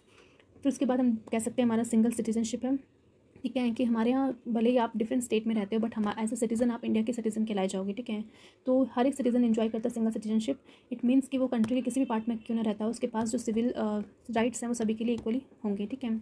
इसके बाद यूनिफाइड जुडिशरी है। यूनिफाइड जुडिशरी का मतलब है हमारी जुडिशरी कैसी है, इंटीग्रेटेड है, यूनाइटेड है। ठीक है, यहाँ पे सुप्रीम कोर्ट जो हाईएस्ट कोर्ट जस्टिस माना जाता है हमारे कंट्री का, एंड इसके बाद आपके अदर सबॉर्डिनेट्स कोर्ट आते हैं उनके नीचे। तो जितने भी सबॉर्डिनेट कोर्ट है उनको जो भी ऑर्डर सुप्रीम कोर्ट ने दिया है, जो भी डिग्री वगैरह पास किया, तो उन सभी को मानना पड़ेगा। ठीक है, इसके अलावा जो है नेशनल इमरजेंसी जब भी लगाई जाती है तो वहाँ पे आप देखोगे किस तरह के सेंट्रल गवर्नमेंट के पास ज़्यादा पावर आ जाती है as compare to state government. ठीक है, तो सारा कंट्रोल जो होता है स्टेट का वो सेंट्रल गवर्नमेंट के पास आ जाता है। अब हमारा जो क्वेश्चन था वहाँ पे बताया गया था कि आपको प्रूव करना है कि कैसे हम कह सकते हैं कि हमारा जो इंडिया है वो फेडरल तो है नेचर में, बट वो ऐसा सोल अगर देखें तो उसका कैसा यूनिटरी है, तो कैसे हम इस चीज़ को प्रूव कर सकते हैं। तो सबसे पहले हम बात करते हैं लेजिस्लेचर की। ठीक है, जो भी लेजिस्लेटिव मैटर्स होते हैं उसकी हम बात करें तो जो हमारा सेंटर है वो ज़्यादा पावरफुल है। ठीक है, बिकॉज कि वो लॉ बना सकता है यूनियन लिस्ट में जो मैटर्स है उनके ऊपर तो लॉ बना सकता है, साथ साथ जो रेजिडरी पावर्स बची हैं उनके ऊपर भी लॉ बना सकता है। बट इसके अलावा कॉन्करेंट लिस्ट में हो या स्टेट लिस्ट में हो, उस केसेस में भी अगर वो लॉ बनाता है तो उसका जो लॉ है वो डोमिनेट होता है as compare to the state. यानी कि कल को जो कॉन्करेंट लिस्ट में जहाँ बोला गया है कि सेंटर और स्टेट दोनों लॉ बना सकते हैं, ठीक है, कहने को तो बोल दिया है, बट अगर मान लो स्टेट ने भी लॉ बना दिया, सेंटर ने भी लॉ बना दिया, तो सेंटर का लॉ ही प्रिवेल करेगा। ठीक है, तो कहीं ना कहीं this is important for uniformity of the laws in country. ठीक है, तो ये इसलिए इंपॉर्टेंट है, मैम इसको इस पे में क्रिटिसाइज़ नहीं कर सकती कि सेंटर ने जो किया वो गलत है।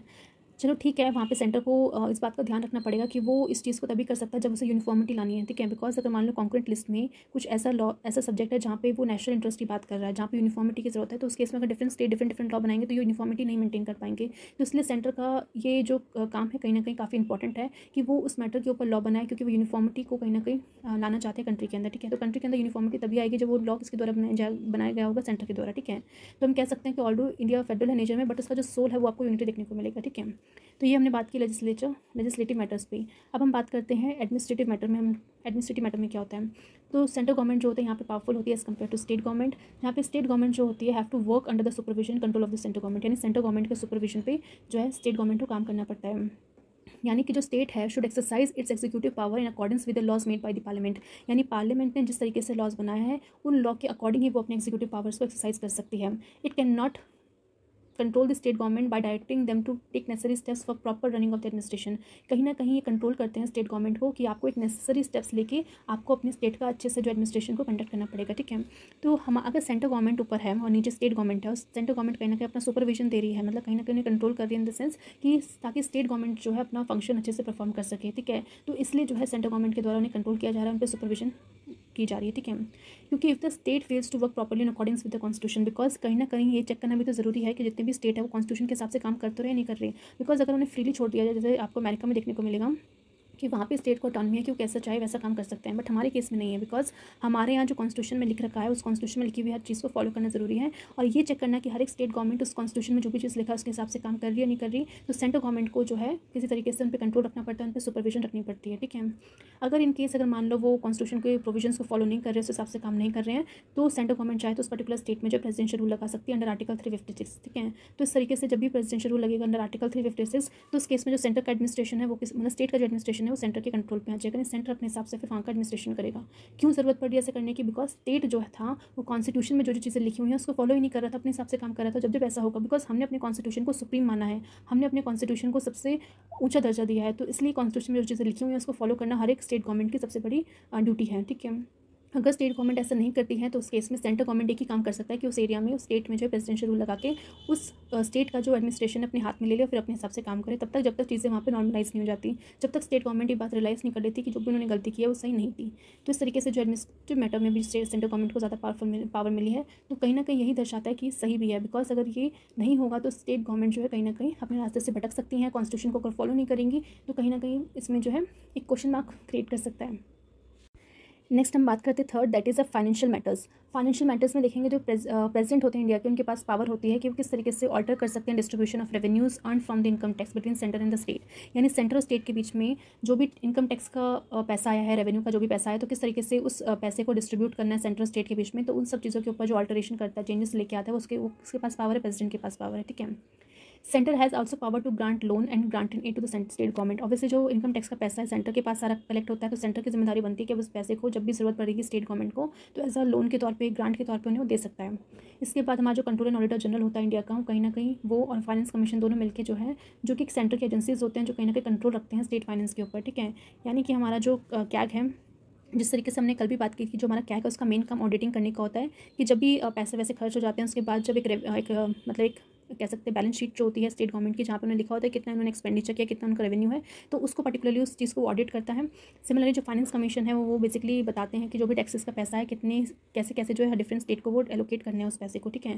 तो ये दोनों मिलकर जो कि सेंटर की एजेंसीज है वो एक तरह से स्टेट की फाइनेंस को कंट्रोल करते हैं, ताकि स्टेट गवर्नमेंट जो है अपने पैसे को गलत तरीके से यूज़ ना करें, सिर्फ डेवलपमेंट के लिए यूज़ करें। बिकॉज ये जो पैसा है कहीं ना कहीं जनता का है, तो जनता के पैसे को सही चीज़ में यूज़ करना ज़रूरी है। तो इसलिए सेंटर के द्वारा ये जो एजेंसीज हैं दोनों के दोनों ये इस चीज़ के ऊपर निगरानी रखती है, ताकि स्टेट जो है अपने फाइनेंस को अच्छे तरीके से यूज़ कर सके। लास्ट में आप बस ये लिख सकते हो कि किस तरीके से सरकारी कमीशन जब बैठी थी, तो सरकारी कमीशन ने एक ही चीज़ बोली थी कि हमको कोऑपरेटिव फेडरलिज्म को बढ़ाना पड़ेगा, ठीक है। ऑल्दो सेंटर को पावर है, सेंटर एडमिनिस्ट्रेटिव फील्ड हो या लेजिस्लेटिव फील्ड हो, फाइनेंशियल फील्ड हो, उसमें वो ज़्यादा powerful as compare to state, but हमें कोशिश ये करनी है कि हम कोऑपरेटिव फेडरलिज्म को बढ़ाएं, जहाँ पे दोनों ही मिलकर जो है नेशनल इंटरेस्ट में, नेशनल पॉलिसीज़ के इंटरेस्ट में उन पर दोनों मिलकर लॉ बनाएं, ठीक है। तो इस बात में कोई शक नहीं है कि जो इंडिया है वहाँ पे सेंटर गवर्नमेंट काफ़ी ज़्यादा स्ट्रॉन्ग है, बट सेंटर गवर्नमेंट के स्ट्रॉन्ग होने का मतलब ये बिल्कुल नहीं है कि वो इंटरफेयर करेगी स्टेट के मैटर्स में। तो इस बात का भी ध्यान रखना है कि ऑल द सेंटर गवर्नमेंट को ज़्यादा पावर मिली है स्टेट गवर्नमेंट के कंपैरिजन में, बट इसका बिल्कुल नहीं है कि वो स्टेट के मैटर्स में इंटरफेयर करें। बोथ द गवर्नमेंट जो है, चाहे वो सेंटर की हो स्टेट की हो, should respect one another's power. एक दूसरे की पावर को उन्हें रिस्पेक्ट करना पड़ेगा, उनकी अथॉरिटी को रिस्पेक्ट करना पड़ेगा, और एक हार्मसली जो है, ठीक है, एक हार्मनी के साथ जो है काम करना पड़ेगा, ठीक है, ताकि सेंटर भी स्टेट की रिस्पेक्ट करे। बिकॉज सेंटर गवर्नमेंट जो चुन के आई है वो भी जनता के द्वारा चुन के आई है, स्टेट में जो गवर्नमेंट है वो भी जनता के द्वारा चुन के आई है, तो दोनों को जनता के लिए काम करना चाहिए ना, तो लड़ने की क्या जरूरत है, ठीक है। तो दोनों को एक दूसरे की पावर्स की रिस्पेक्ट करनी है, दोनों की अथॉरिटी की रिस्पेक्ट करनी है, जो भी दोनों काम कर रहे हैं उसको अच्छे से काम करे, ठीक है। तो सेंटर ये जानता है कि उसके पास भले ही ज़्यादा पावर है, तो वो उस पावर को सिर्फ अच्छे डायरेक्शन में ही यूज़ करे। जब उसे लगेगा कि नहीं, जो मेरी पावर है वो कहीं ना कहीं लोगों के हित के लिए है, नेशन की सिक्योरिटी के लिए, उसकी यूनिटी के लिए, तो वहाँ पर यूज़ कर सकता है। बट अगर वो आर्बिट्रली उसको यूज़ करने लग जाए कि नहीं, अपनी मर्जी से जो है प्रेसिडेंशियल रूल लगा रहे हो, भले ही स्टेट अच्छे से काम करे, फिर भी जो चाहते हैं कि भाई स्टेट का एडमिनिस्ट्रेशन हमारे कंट्रोल में आ जाए, तो वो कहीं ना कहीं सही नहीं है, ठीक है। जब ज़रूरत नहीं है तब अपनी ज़्यादा पावर्स को यूज़ करने का कोई मतलब नहीं है। तो अगर कभी कभी ऐसा अगर सेंटर गवर्नमेंट करती भी है, तो हम जानते हैं जुडिशरी हमारी है, क्योंकि हमारे कॉन्स्टिट्यूशन ने जुडिशरी को पावर दी है कि वो फेडरलिज्म को मेंटेन करके रखे हमारी इंडिया में, ठीक है। और जुडिशरी का काम क्या है? जुडिशियल रिव्यू के तहत चेक करना कि जो भी काम सेंटर गवर्नमेंट कर रहे हैं वो सही है या नहीं है। अगर मान लो सही नहीं है कॉन्स्टिट्यूशन के हिसाब से, तो उस पर्टिकुलर चीज़ को इनवैलिड कर सकती है। तो इस तरीके से जो है हमारा फेडरलिज्म देखने को मिलेगा कि ऑल्दो हमारी इंडिया जो एक फेडरल है, बट उसका सोल एक तरह से क्या यूनिटरी है, ठीक है। तो इस तरीके से आप इस आंसर को लिख सकते हो। अब हम चलते हैं थर्ड क्वेश्चन की तरफ, जहाँ बोला गया है कि Indian federalism is undergoing structural as well as functional changes. तो आपको वहाँ पे स्ट्रक्चर लेवल पे और कुछ फंक्शनल लेवल पे चेंजेस देखने को मिलेंगे। In the light of the statement analyse the need of re examine the federalism in India and also suggest some measures for deepening federalism in India. तो क्योंकि हमारे फेडरलिज्म में कुछ स्ट्रक्चरल फंक्शनल चेंजेस देखने को मिलते हैं, अब ज़रूरत यह है कि हम इसको फिर से री एग्जामिन करें, फिर से देखें अपने फेडरलिज्म को, और कुछ ऐसे मेजर्स लेके आएँ जहाँ पे हम फेडरलिज्म को और ज़्यादा डिपेंड कर सकते हैं, ठीक है। तो ये आपको बताना है। तो आप इसमें स्टार्ट कर सकते हैं उसको कि अगर हम बात करें हिस्टोरिकली, तो हिस्टोरिकली देखा जाता था कि जब हमारा जो इंडिया का फ्रीडम मूवमेंट चल रहा था, तो इंडिया का जो फ्रीडम मूवमेंट था और उस समय जो डिफरेंट स्टेट्स के बीच में जो यूनिटी देखने को मिल रही थी, वो एक तरह का क्या था, बेसिक करेक्टर जो था इंडियन फेडरलिज्म का, वो रिप्रेजेंट कर रहा था। तो उस समय जो लोगों के बीच में जो एक दूसरे के प्रति जो भावना थी, जो प्यार था, एक स्टेट दूसरे स्टेट के जो है उसकी अथॉरिटी की रिस्पेक्ट करता था, तो ये सारी चीज़ें कहीं ना कहीं जो हमारे फेडरलिज्म को एक अच्छा फेडरलिज्म बेसिकली बताती थी, ठीक है। उसके बाद हम बात करते हैं जो गवर्नमेंट ऑफ इंडिया एक्ट आया था 1935 का।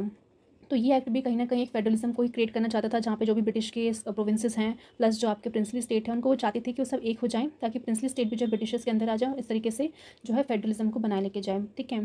तो यहाँ पे भी आपको फेडरलिज्म देखने को मिला, बट इस फेडरलिज्म में आपको फिर भी देखने को मिलेगा कि पावर सबसे ज़्यादा सेंटर के पास ही थी, यानी ब्रिटिशर्स चाहते थे कि पावर जो है उनके पास ही रहे। इस फेडरलिज्म मतलब नाम का फेडरलिज्म होता है, बट पावर किसके पास होती है? ज़्यादा सेंटर के पास, ठीक है। फिर हम बात करते हैं कि जो इंडिया का जो कोर फेडरल स्ट्रक्चर है वो कहीं ना कहीं कहाँ से देखने को मिलता है, कि जो हमारा 7 शेड्यूल जब आया था, जहाँ पे 3 लिस्ट बनाई थी, यूनियन थी, स्टेट थी और कॉन्करेंट लिस्ट थी, तो उसमें जो पावर को डिवाइड कर रखा था, तो वो हमारा एक कोर इंडिया का फेडरल स्ट्रक्चर को शो करता है। अब हम आज की डेट में क्या देखते हैं कि स्टेट लिस्ट से कुछ ऐसे सब्जेक्ट्स हैं जो उठा के सेंट्रल लिस्ट में डाल दे रहे हो या फिर कॉन्करेंट लिस्ट में डाल दे रहे हो, तो कहीं ना कहीं आप पावर को क्या कर रहे हो? डिसेंट्रलाइज कर रहे हो। क्यों? बिकॉज स्टेट को जो मैटर्स के ऊपर लॉ बनाने को दिए गए थे स्टेट लिस्ट के अंदर, उन मैटर्स को उठा के या तो आप कभी सेंट्रल लिस्ट के अंदर डाल रहे हो ताकि सेंटर पर ज़्यादा लॉ बना पाए, या फिर कॉन्करेंट लिस्ट में बना रहे हो जहाँ पे सेंटर और स्टेट दोनों लॉ बना सकते हैं, बट हमेशा अगर सेंटर का अगर लॉ बन गया तो सेंटर का लॉ ही प्रिवेल करेगा। तो ये सब चीज़ें क्या शो करती है? डिसेंट्रलाइजेशन की पावर कैसे हो रही है हमारे यहाँ, डिसेंट्रलाइजेशन हो रही है, ठीक है। इसके बाद जो हमारे फाइनेंस कमीशन है, नेशनल इंटीग्रेशन काउंसिल है, रिसेंटली नीति आयोग है, तो ये जब से आए हैं ये भी ये शो करते हैं कि हमारा फेडरल करेक्टर ऑफ इंडिया का है। तो आपको डिफरेंट चीज़ें देखने को मिलेंगी। कुछ ऐसे हैं जहाँ पे शो करते हैं कि हम यूनिटी फीचर्स को, और कुछ ऐसे हैं जो फेडरल करेक्टर जो इंडिया का शो करते हैं, ठीक है। अब हम बात करते हैं कि किस तरह का स्ट्रक्चर एंड फंक्शन चेंजेस हमारे इंडियन फेडरलिज्म में देखने को मिला है। तो सबसे पहला हम चेंज देखने को मिलता है कि एम्बिग्यूटी देखने को मिलती है डिस्ट्रीब्यूशन ऑफ सब्जेक्ट्स, ठीक है, कि यानी कि उस टाइम पे जब हमारा कॉन्स्टिट्यूशन बनाया गया था तो कोई भी ऐसा गाइडिंग प्रिंसिपल नहीं था जो कहीं ना कहीं बताए कि हमने क्यों एक पर्टिकुलर आइटम को, क्यों एक पर्टिकुलर सब्जेक्ट्स को जो है यूनियन लिस्ट के अंदर रखा है, या फिर क्यों स्टेट लिस्ट के अंदर है, क्यों कॉन्करेंट लिस्ट के अंदर है। तो अपने हिसाब से जो कॉन्स्टिट्यूशन फ्रेमर्स थे उनको अगर लगा होगा कि भाई यूनियन के अंदर आना चाहिए, यूनियन के अंदर रख दिया। कोई मतलब गाइडिंग प्रिंसिपल नहीं है जो ये जस्टिफाई कर पाए कि हाँ ये पर्टिकुलर जो आइटम है वो हमने इस यूनियन लिस्ट में इसलिए रखा है बिकॉज यहाँ पे यूनियन ही लॉ बना सकता है। तो वो प्रिंसिपल कहीं ना कहीं अच्छे से मेंशन नहीं किया गया था इसलिए। और ठीक है, और साथ साथ हम ये भी बोल सकते हैं अगर मान लो कोई भी आइटम आपने एक लिस्ट में रख दिया है बट कहीं ना कहीं आप देख सकते हो कि उसमें कोई और भी लॉ बना रहा है। फॉर एग्जांपल अगर मान लो हेल्थ है तो हेल्थ कहीं ना कहीं स्टेट लिस्ट के अंदर आती है, बट कहीं ना कहीं यूनियन गवर्नमेंट जो है कभी ना कभी हेल्थ सेक्रेटरी इनिशिएटिव्स जो लेती रहती है। तो ऑल्दो हेल्थ एक स्टेट लिस्ट के अंदर है तो स्टेट को ही जो है उसके ऊपर लॉ बनाने का हक था, बट सेंट्रल गवर्नमेंट बना रही है। तो इस तरह का चेंजेस हमें देखने को मिलता है। उसके बाद हम कह सकते हैं कि जो मल्टी लेयर करेक्टर है लोकल गवर्नमेंट्स का वो भी हमें देखने को मिलता है। तो इसमें बेसिकली कहा गया है कि जब हमने 73rd, ठीक है, जब हमारे 73rd और 74th कॉन्स्टिट्यूशन अमेंडमेंट लाया गया था जहाँ पे हमारे जो लोकल गवर्नमेंट को लाया गया था, जहाँ पे आपको देखने को मिलेगा पंचायती राज इंस्टीट्यूशंस को सेटअप किया गया। 3 टाइप की पंचायती राज इंस्टीट्यूशंस थी। एक आपको मिलेगा विलेज लेवल पे आपको ग्राम सभा, एंड ब्लॉक लेवल पे आपको मंडल परिषद, उसके बाद मिलेगा डिस्ट्रिक्ट लेवल पे ज़िला परिषद। तो ये 3 लेवल का आपको क्या देखने को मिला, पंचायत, ठीक है, पंचायती राज इंस्टीट्यूशन, ठीक है। तो इस पंचायती राज इंस्टीट्यूशन ने क्या काम किया, फेडरलिज्म को डीपन करने का एक अच्छा सा मौका, मतलब कह सकते हैं एक मौका मिल गया उन्हें कि हम और ज़्यादा जो फेडरलिज्म को डीपन कर सकते हैं, ठीक है। बिकॉज उससे पहले क्या होता है, सिर्फ डुअल पॉलिटी थी, ठीक है, 2 ही टायर्स थे, एक सेंटर पे सेंटर गवर्नमेंट काम करती थी, स्टेट पे स्टेट गवर्नमेंट। बट क्योंकि जो डेवलपमेंट थी विलेज लेवल पे अच्छे से हो नहीं पाती थी, इसलिए 73rd और 74th अमेंडमेंट के थ्रू पंचायती राज इंस्टीट्यूशन को सेटअप किया गया 3 टायर इंस्टीट्यूशंस को, ठीक है। तो हम कह सकते हैं कि जो इंडिया का फेडरलिज्म है वो कहीं ना कहीं कन्वर्ट हो गया मल्टी लेवल फेडरल सिस्टम में, ठीक है। तो इससे बेसिकली ऑल्दो ये फायदेमंद तो था, बट ये देखा गया कि एक मल्टीपल चैनल्स क्रिएट हो गए फॉर ट्रांसफर द एग्रीमेंट, ठीक है। यानी कि कहीं ना कहीं अगर कोई चीज़ पास करवानी है तो आपको पहले इससे परमिशन लेनी पड़ेगी, फिर देन उससे। तो एक तरह की कन्फ्लिक्टिंग प्रायोरिटीज़ देखने को मिल गई थी और जो आउटकम्स थे काफ़ी ज़्यादा डिस्टॉर्टेड थे, ठीक है। मतलब पहले जो अगर मान लो सेंट्रल स्टेट गवर्नमेंट ही थी तो आपको मान लो स्टेट में कुछ करना है, स्टेट गवर्नमेंट से परमिशन ली और काम किया, हो गया। अब आपको अगर विलेज लेवल पे कुछ काम करना है तो पहले विलेज की जो अथॉरिटीज़ हैं, पंचायत, उनसे पूछना पड़ेगा। विलेज लेवल ग्राम सभा से पूछो, ब्लॉक लेवल में है तो मंडल परिषद से पूछो। तो इस तरह से एक तरह का मल्टीपल लेयर जो है ट्रांसफर, मतलब चैनल्स, मल्टीपल चैनल्स जो है क्रिएट हो गए हैं, ठीक है। नेक्स्ट हम कह सकते हैं कि एक टसल देखने को मिली है बिटवीन द एजेंसीज़, यानी कई बार जो सेंट्रल गवर्नमेंट की जो एजेंसीज़ होती हैं, देन स्टेट गवर्नमेंट की एजेंसीज़ होती हैं, उनके बीच में कन्फ्लिक्ट देखने को मिलता है। फॉर एग्जांपल मान लो जो आपका सेंट्रल की जो इन्वेस्टिगेशन एजेंसीज़ है, जैसे आप देख सकते हो जो आपका सीबीआई है, तो सीबीआई अगर मान लो कल के कोई भी केस के लिए स्टेट में जाती है तो कई बार जो है स्टेट गवर्नमेंट परमिशन ही नहीं देती। कुछ ऐसी है जो परमिशन देने के बाद जो है कहीं ना कहीं मना कर देती हैं। तो इस तरह की टचल देखने को मिलती है जहाँ पे कोई भी जो है एक दूसरे की एजेंसीज को अच्छे से फंक्शनिंग करने नहीं देती, ठीक है। तो स्टेट जो है do not allow the smooth functioning of centre investigation agency with in the state, की वो नहीं चाहती कि कोई सेंटर की कोई एजेंसी आके हमारे यहाँ पे काम करे, इन्वेस्टिगेशन करे। बिकॉज स्टेट चाहती है कि स्टेट की खुद की जो पुलिस है वो अच्छे से वहाँ पे काम करे, तो सेंटर की जो एजेंसीज है उनकी क्या ज़रूरत है, ठीक है। तो ये सारी चीज़ें हमें क्या दर्शाते हैं कि हमारे यहाँ स्ट्रक्चर फंक्शन चेंजेस हो गए इन द इंडियन फेडरलिज्म में। इसके अलावा आप लिख सकते हो किस तरीके से सुप्रीम कोर्ट है, आरबीआई है, सीबीआई है, इलेक्शन कमीशंस हैं। तो ये सारे जो इंस्टीट्यूशंस हैं, जो है सेंटर के इंस्टीट्यूशंस हैं, कहीं ना कहीं अगर काफ़ी ज़्यादा इंटरफेयर किया गया in their functioning, they can disturb their autonomy and create the centralising tendency, ठीक है। बिकॉज कहीं ना कहीं सेंटर के द्वारा ये एजेंसीज बनाई गई हैं, तो अगर ज़्यादा इंटरफेयर करेंगे स्टेट के कामों में तो कहीं ना कहीं यही शो करेगा कि हमने सेंट्रलाइज टेंडेंसी को ज़्यादा से ज़्यादा बढ़ावा दे रहे हैं, ठीक है। तो बस ये कोशिश ये करनी कि कम से कम इंटरफेरेंस किया जाए सेंटर के द्वारा स्टेट के अंदर, ठीक है। नेक्स्ट देखने को मिलता है कि जो कुछ ऐसे स्टेट्स हैं, कुछ ऐसे यूनियन टेरिटरी, उन्हें डिफरेंसेस हैं उनके सेंटर के साथ। जैसे मान लो आप देखो कि कुछ ऐसे यूनियन टेरिटरीज हैं जहाँ पे लेजिस्लेचर देखने को मिलेगा, दिल्ली एंड पुडुचेरी, बाकी सब में नहीं है। तो वो भी डिमांड कर सकते हैं भाई हमें भी लेजिस्लेचर चाहिए, बट इस तरीके से प्रोवाइड नहीं किया गया है। उसके बाद पुडुचेरी है, वहाँ पे सिंगल एडमिनिस्ट्रेशन यूनिट है जो कि एक तरह का नॉन कॉन्टिग्यूअस शो करता है। फिर दिल्ली की अगर बात करें तो दिल्ली एक ऐसी यूनियन टेरिटरी है जहाँ पे आप देखोगे कि पुलिस हो गया, लैंड हो गया, पब्लिक ऑर्डर हो गया, तीनों जो है दिल्ली की जो अथॉरिटी है, यानी जो वहाँ की गवर्नमेंट है उसके अंडर नहीं आता, सेंटर के अंडर आता है, ठीक है। तो ये शो करता है कि सेंटर जो है अपने आप में ज़्यादा पावर को लिए बैठा है, ठीक है। उसके बाद जो स्पेशल प्रोविजंस हैं जो दिए गए हैं, कहीं ना कहीं एम्पावर करते हैं स्टेट के गवर्नर्स को कि वो डिस्चार्ज कर सकते हैं कुछ स्पेशल रिस्पॉन्सिबिलिटीज़। जैसे महाराष्ट्र है, गुजरात है, मणिपुर, नागालैंड, सिक्किम, अरुणाचल प्रदेश, ये कुछ ऐसे स्पेशल स्टेट्स हैं जहाँ पे फंक्शंस करने के लिए वहाँ की गवर्नर्स को कुछ स्पेशल पावर्स दे रखी हैं। तो कहीं ना कहीं जो वहाँ पे जो इलेक्टेड गवर्नमेंट है वो इस बात से बिल्कुल खुश नहीं रहती कि आप गवर्नर्स को इतनी पावर कैसे दे सकते हो, ठीक है। तो इस तरीके से हम कह सकते हैं कि जो हमारी जो कन्फ्लिक्ट है वो कहीं ना कहीं देखने को मिलती है सेंटर एंड स्टेट के बीच में।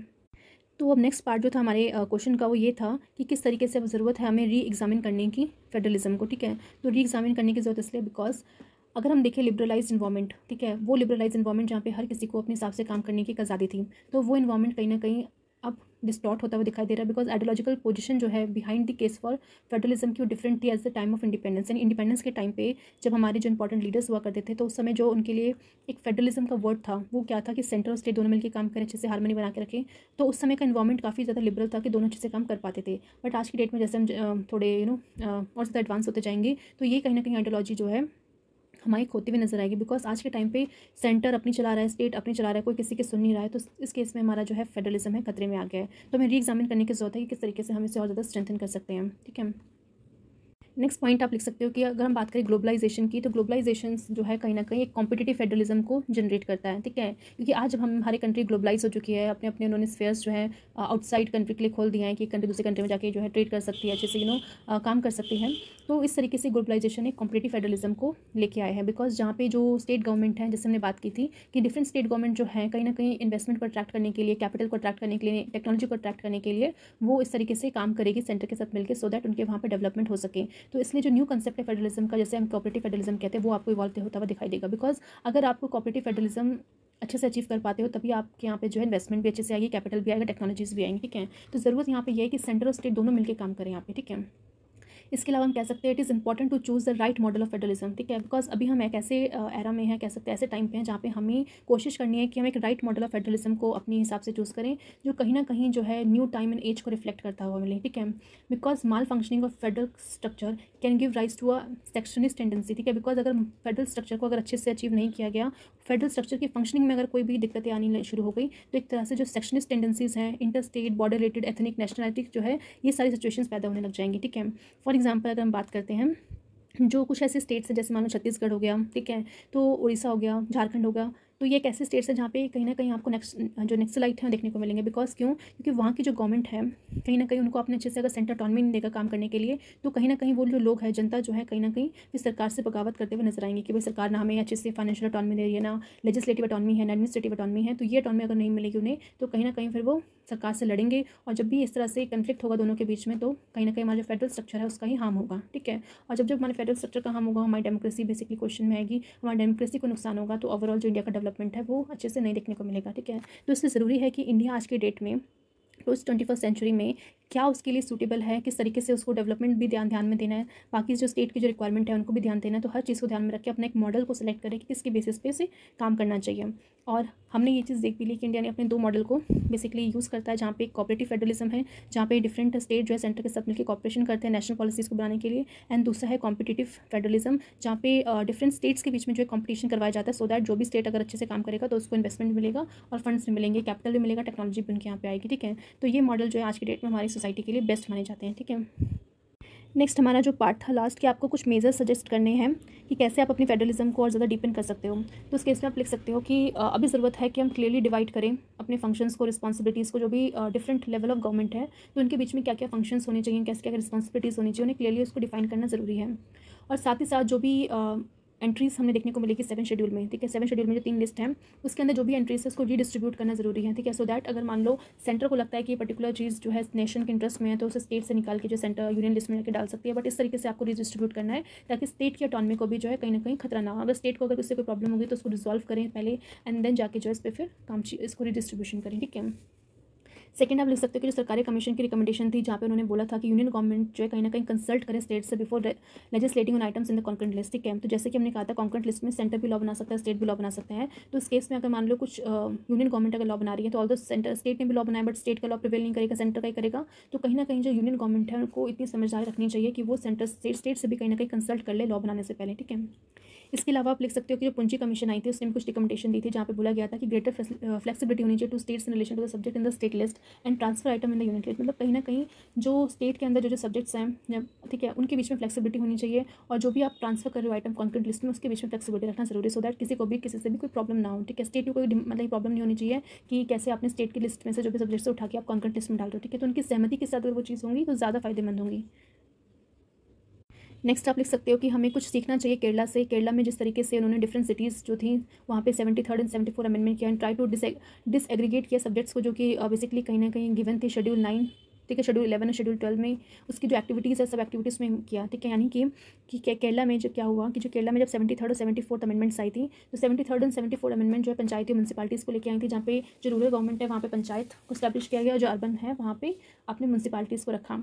तो और उनकी क्या क्या सब्जेक्ट्स हैं, किन किन पे वो काम कर सकता है, वो चीज़ शेड्यूल 11 और 12 में मेंशन किया गया था। तो उनके बीच में जो है कहीं ना कहीं कोई प्रॉब्लम ना हो, तो उनके जो भी सब्जेक्ट्स थे उसे अच्छे से डिसएग्रीगेट किए गए, ठीक है। एक्टिविटीज़ क्या क्या उनको फिर सब एक्टिविटीज़ में कैटेगराइज किया गया, सो दैट वहाँ पे जो पंचायत है, जो म्यूनसिपालिटीज़ है, वो अच्छे से अपने अपने काम कर सके। बिकॉज अगर आपने उनके सब्जेक्ट्स उन्हें बता दें कि भाई आप इस एरिया में काम करोगे, ये इस एरिया में काम करेंगे, तो कल को कोई कन्फ्लिक्ट की सिचुएशन अराइज ही नहीं होगी। तो जब केरला ऐसा स्टेट अगर इस तरीके से काम कर सकता है कि अपनी जो विलेज पंचायत है, जो म्यूनसिपालिटीज़ है, उसमें कन्फ्लिक्ट को रोकने के लिए कर सकता है, तो क्यों ना सेंटर भी इस तरीके से कुछ काम करे, जहाँ पे अपने जो सब्जेक्ट्स हैं, जो स्टेट के सब्जेक्ट्स इस तरह से डिमार्केट कर दे, डिस्ट्रीब्यूट कर दे कि उनके बीच में कभी कन्फ्लिक्ट ना हो, कि लोग अपने अपने स्फीयर में लोग गवर्नमेंट जो है काम कर सकें, ठीक है।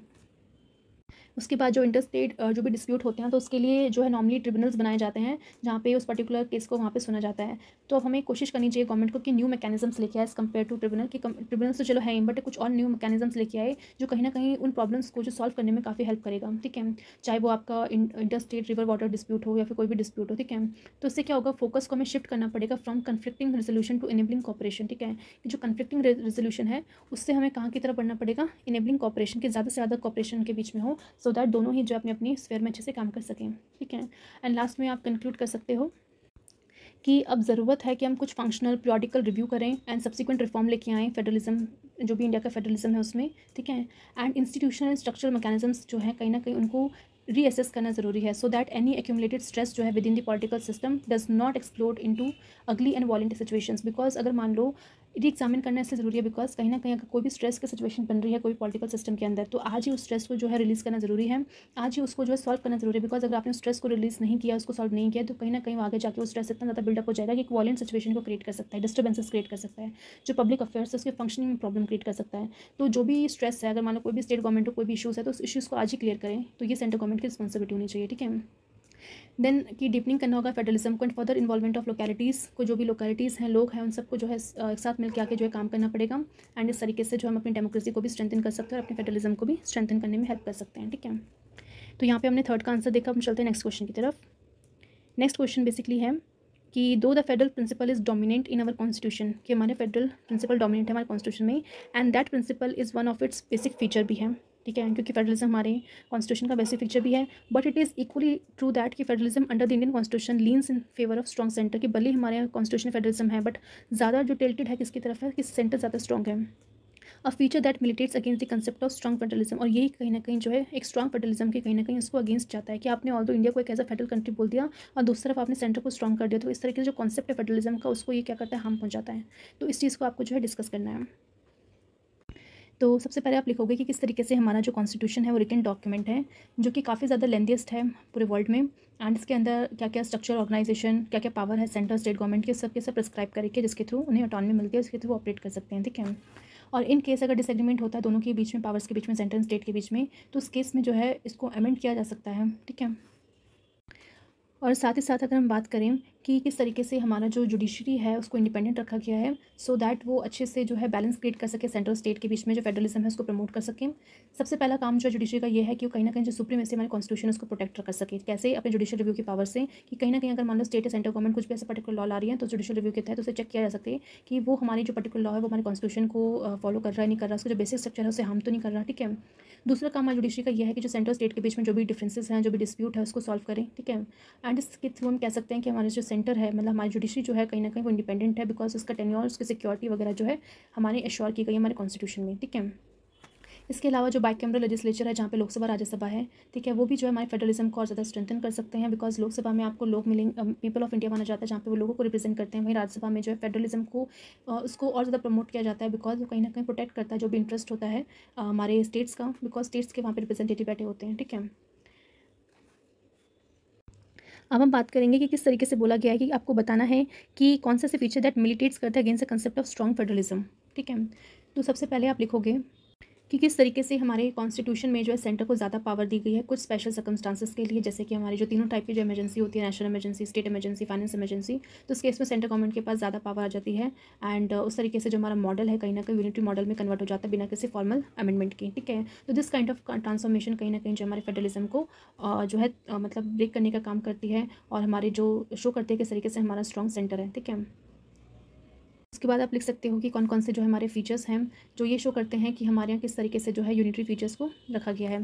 तो सबसे पहले अभी हमने बात कर ली स्ट्रॉन्ग सेंटर की, उसके बाद हमें देख लिया कि स्टेट का रिप्रेजेंटेशन अच्छे से राज्यसभा में नहीं होता है, सिंगल कॉन्स्टिट्यूशन को फॉलो किया जाता है, फ्लेक्सिबिलिटी ऑफ कॉन्स्टिट्यूशन को देखने को मिलेगी कि बहुत से ऐसे प्रोविजन है हमारे कॉन्स्टिट्यूशन के जिससे अकेले पार्लियामेंट ही जो है उसको अमेंड कर सकता है, और फ्लेक्सिबल इन द सेंस कि उसको अमेंड करने के लिए उन्हें सिर्फ सिंपल मेजॉरिटी का यूज़ करना पड़ता है, special majority, simple and special majority के थ्रू वो कर सकते हैं, स्टेट की रेटिफिकेशन की जरूरत नहीं पड़ती। ठीक है, उसके बाद सिंगल सिटीजनशिप है, चाहे आप किसी भी स्टेट में क्यों न रहते हो आपको सिंगल सिटीजनशिप ही फॉलो करनी है, इंटीग्रेटेड जुडिशरी है, ऑल इंडिया सर्विसेज है, ऑल द सेंटर और स्टेट के दोनों की अपनी अपनी पब्लिक सर्विस कमीशन सर्विसेज हैं, बट फिर भी आप ऑल इंडिया सर्विसेज बनाई गई, जैसे IAS है, IPS है, इंडियन फॉरेस्ट सर्विस है। तो ये कहीं ना कहीं शो करता है कि सेंटर के पास ज़्यादा पावर है, बिकॉज यहाँ पे सेंटर उनका एग्जाम भी रिक्रूट कर रहा है, उनकी ट्रेनिंग भी कर रहा है, उसके बाद वो डिफरेंट स्टेट में भेज देते हैं। ठीक है, इसके बाद देखिए इंटीग्रेटेड ऑडिट मशीनरी होती है, जो क्या वो सेंटर का भी ऑडिट कर रहा है, स्टेट का भी ऑडिट कर रहा है। पार्लियामेंट के पास अथॉरिटी मिल जाती है कि स्टेट लिस्ट के ऊपर भी मैटर के ऊपर लॉ बना सकते हैं, अगर राज्यसभा उसको एज अ रेजोल्यूशन अगर पास करते हैं उस केस में, अगर नेशनल इंटरेस्ट के केस में हो तो। ठीक है, नेक्स्ट अपॉइंटमेंट ऑफ गवर्नर की, जब भी गवर्नर का अपॉइंटमेंट किया जाता है स्टेट से नहीं पूछा जाता तो प्रेसिडेंट वहाँ अपने प्लेजर से जो है अपॉइंट भी कर सकते हैं, रिमूव भी कर सकते हैं, तो एक तरह से एजेंट की तरह ये काम करता है। उसके बाद हम बात करें तो इंटीग्रेटेड इलेक्शन मशीनरी होती है, जहाँ पर इलेक्शन कमीशन जो सेंटर हो या स्टेट दोनों के ही इलेक्शन को कंडक्ट करने में काम करता है। फिर वीटो ओवर स्टेट बिल्स की, किस तरह से प्रेसिडेंट जो है उसके पास एब्सोल्यूट वीटो होती है स्टेट बिल्स के केस में। एंड ठीक है, तो यानी कि अगर मान लो स्टेट के द्वारा अगर कोई बिल भेजा गया तो गवर्नर को कंसिडर करता है प्रेसिडेंट की रिकमेंडेशन के, तो प्रेसिडेंट चाहे इसको पहला इंस्टांस और सेकंड इंस्टांस दोनों बार जो है अपनी सहमति अपने एसेंट देने से जो है कहीं ना कहीं मना कर सकता है, तो इस केस में स्टेट कुछ भी नहीं कर सकता। तो हम यही कह सकते हैं कि इस तरीके से जो हमारा जो टाइम था, ठीक है, जब ब्रिटिशर्स हमारे यहाँ कहीं ना कहीं रहते थे, तो ब्रिटिशर्स जब हमारे देश को छोड़ के गए तो कहीं ना कहीं लोगों को साथ में लाने के लिए, प्रिंसली स्टेट को वापस से अपने साथ अपने यूनियन में उनको जोड़ने के लिए हमें ज़रूरत थी एक स्ट्रॉन्ग सेंटर की। ठीक है, जो कहीं ना कहीं जो है इन सारे यूनिट्स को एक तरह से मर्ज करने में काम आता, बिकॉज उस समय जो डिफरेंट स्टेट्स थे उनको यूनाइट करना ज़्यादा इंपॉर्टेंट था, और सरदार वल्लभ भाई पटेल ने काम किया।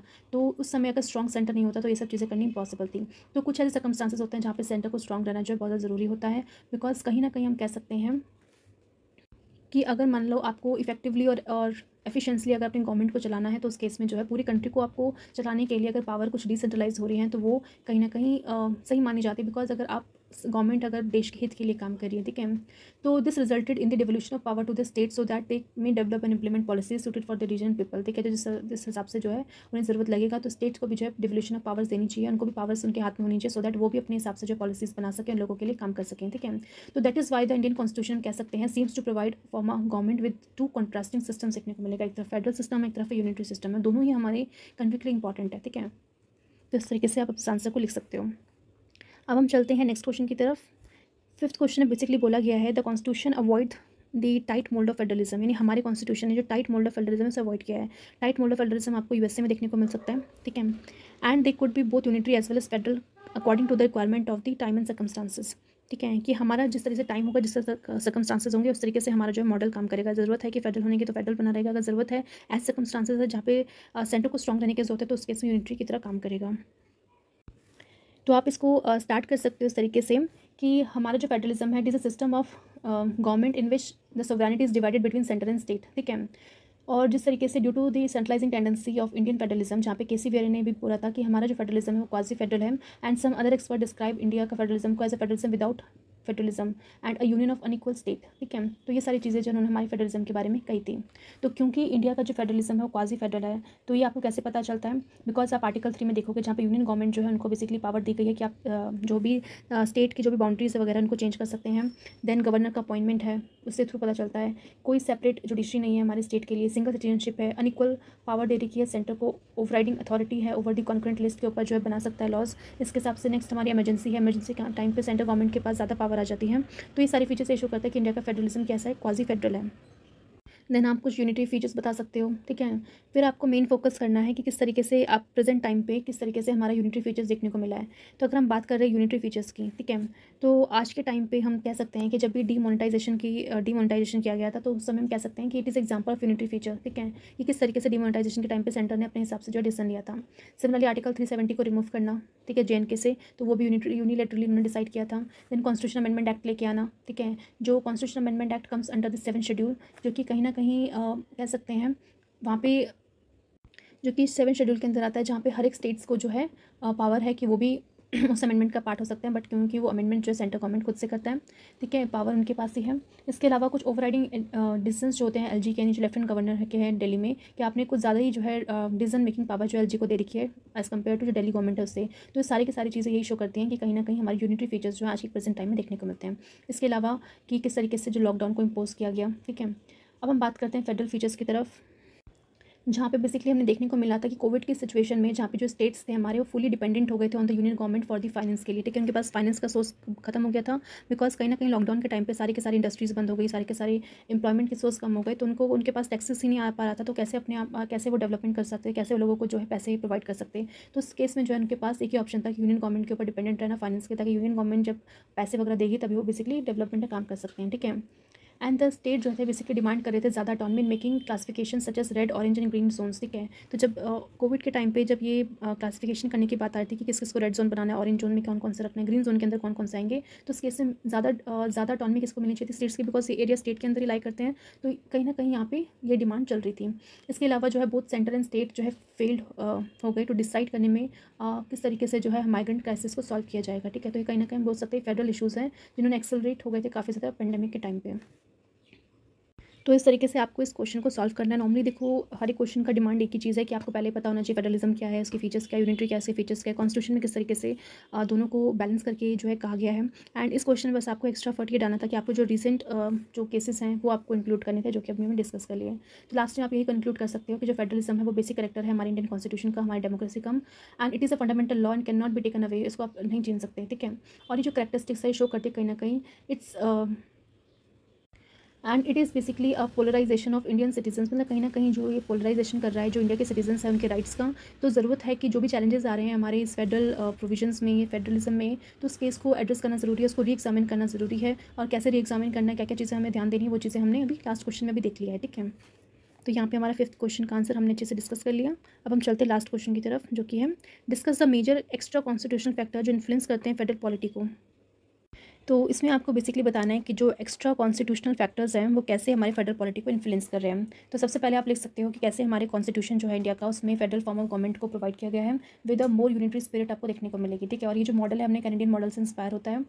और डिवीजन ऑफ पावर जो है एक तरह से फंडामेंटल एस्पेक्ट है हमारे फेडरलिज्म का, along with the constitutional provision जो कहीं ना कहीं अफेक्ट करते हैं फेडरल पॉलिटी को। देयर आर मतलब कॉन्स्टिट्यूशनल प्रोविजंस तो हैं ही जो हमारी फेडरल पॉलिटी को अफेक्ट करते हैं, और कॉन्स्टिट्यूशनल प्रोविजंस क्या क्या वो भी हमने देख लिए हैं, ठीक है, कि क्या क्या चीज़ें आती हैं। जैसे कि हमारे डुअल पॉलिटी हमने देखा है, written constitution, division of powers है, सुप्रीमेसी कॉन्स्टिट्यूशन है, रिजिड कॉन्स्टिट्यूशन है, इंडिपेंडेंट जुडिशरी है, बाइकैमरलिज्म है, ठीक है। बट इसके अलावा कुछ एक्स्ट्रा कॉन्स्टिट्यूशनल फैक्टर्स हैं जो इन्फ्लुएंस करते हैं फेडरलिज्म को, ठीक है। जैसे कि प्लानिंग कमीशन है, प्लानिंग कमीशन एक एक्स्ट्रा कॉन्स्टिट्यूशनल बॉडी है, मतलब कॉन्स्टिट्यूशन के अंदर इसको कोई जगह नहीं दी गई थी। तो ये हमेशा कह सकते हैं कि हमारा जो प्लानिंग कमीशन है हमेशा जो है कंट्रोवर्सी में रहा है। क्यों कंट्रोवर्सी में रहा है? बिकॉज इसमें जो है ये इसकी जो एक्सेस मटेरियल है, कैपिटल है, ह्यूमन रिसोर्सेज हैं, और जो भी ये 5 साल का जो पॉलिसीज़ बनाता था, कहीं ना कहीं it make sure the effective and balance utilisation of resources होना चाहिए था। बट हमें देखने को ये मिलता था कि जो कंपोजिशन है वो ज़्यादा से ज़्यादा बायस रहता था सेंट्रल गवर्नमेंट की तरफ, ना कि स्टेट गवर्नमेंट। होना ही चाहिए था कि स्टेट गवर्नमेंट और सेंट्रल गवर्नमेंट को मिलकर काम करना चाहिए था, बट ये जो प्लानिंग कमीशन था वो बायस था टुवर्ड्स द सेंट्रल गवर्नमेंट, ठीक है। तो कहीं ना कहीं ये जो प्रिंसिपल है स्टेट ऑटोनॉमी का उसको हमेशा वॉलेट करता हुआ नजर आता था। तो पहला हमने देखा प्लानिंग कमीशन। सेकंड हम बात करते हैं कि the emergence of regional parties, जिस तरीके से रीजनल पार्टीज का एमर्जेंस हो रहा था, they have gained importance in the face of coalition government at the centre. और सेंटर में जिस तरह से कोलिशन गवर्नमेंट बन रही थी, तो the centre inclines toward the region which support it. यानी कि सेंटर पे कोलिशन गवर्नमेंट बनने से एक ये नुकसान कह लो कि किस तरीके से जो सेंटर में जो गवर्नमेंट है फिर वो उस रीजन की तरफ ज़्यादा इंक्लाइंट हो गई जो उसको सपोर्ट करती है, ठीक है, जहाँ से उसे वोट मिले हैं, तो उस रीजन के डेवलपमेंट पर उन्होंने ज़्यादा ध्यान दिया। तो कहीं ना कहीं इसने अफेक्ट कर दिया फेयर डिसीजन ऑफ सेंटर जो लेना चाहिए था, वो कहीं ना कहीं इफेक्ट हुआ। And thus the principle equality and autonomy जो है वो वॉलेट हो गई, ठीक है। एंड लिस्ट 10 जो हमारे 7 शेड्यूल का जो क्लियरली बताता है कि दैट कि किस तरीके से जो हमारे स्टेट्स हैं वो डील करेंगे फॉरेन कंट्रीज़ के साथ एक पर्टिकुलर मैटर में, और किस तरीके से सेंटर जो है काम करेगा। But because of the emergence of regional parties के एमर्जेंस होने की वजह से एट द सेंट्रल लेवल पे and the state government are directly dealing with the foreign countries, ठीक है। तो होना ये चाहिए था कि स्टेट सेंट्रल गवर्नमेंट जो फॉरेन कंट्रीज़ के साथ डील करे, कोई भी मैटर है, कोई भी कुछ है, तो उस केस में हमें देखने को मिल रहा है क्योंकि रीजनल पार्टीज ज़्यादा बन गई, तो उसकी वजह से जो सेंटर स्टेट गवर्नमेंट है वो बेसिकली फॉरेन कंट्रीज़ के साथ डील करते हुए दिखाई देती है। फॉर एग्जाम्पल आप देखने को मिलेगा वेस्ट बंगाल ने यूएसए के साथ डील किया था, ठीक है। इसके अलावा हम बात करें टेररिज्म एंड मॉइस्ट इंसर्जेंसी। तो जो भी टेररिज्म या मॉइस्ट इंसर्जेंसीज होती हैं ठीक है। तो इस केस में हम देखें ये हमेशा थ्रेट माना जाता है हमारे इंडियन स्टेट के इकॉनमी के लिए, ठीक है। एंड स्टेट गवर्नमेंट जो होते हैं कहीं ना कहीं हम कह सकते हैं they have the constitutional responsibility to deal with terrorism and naxalism, ठीक है। कॉन्स्टिट्यूशन ने उन्हें अथॉरिटी दी, रिस्पॉन्सिबिलिटी दी है कि कहीं ना कहीं वो टेररिज्म एंड नक्सलिज्म के साथ डील करें, उन्हें खत्म करने की कोशिश करें।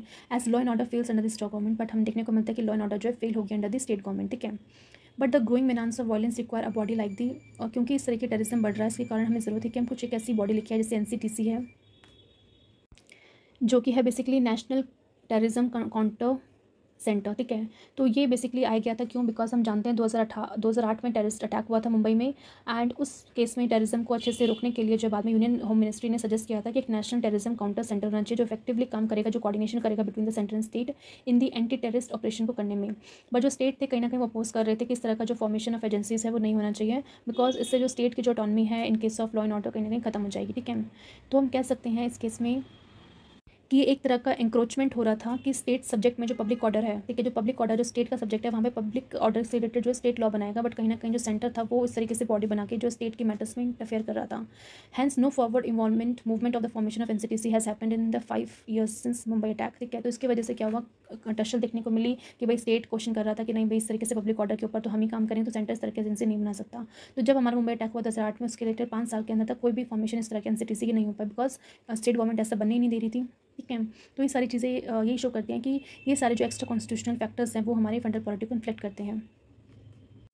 नेक्स्ट हम बात कर सकते हैं कि इकोनॉमिक के फैक्टर में जहाँ पे अपने टैक्स को डिस्ट्रीब्यूट करने के लिए एक न्यू टैक्स पॉलिसी लाई गई थी, जैसे GST हो गया, और जब GST आया था वो भी कहीं ना कहीं जो टसल क्रिएट कर रहा था between some states and the central government, ठीक है।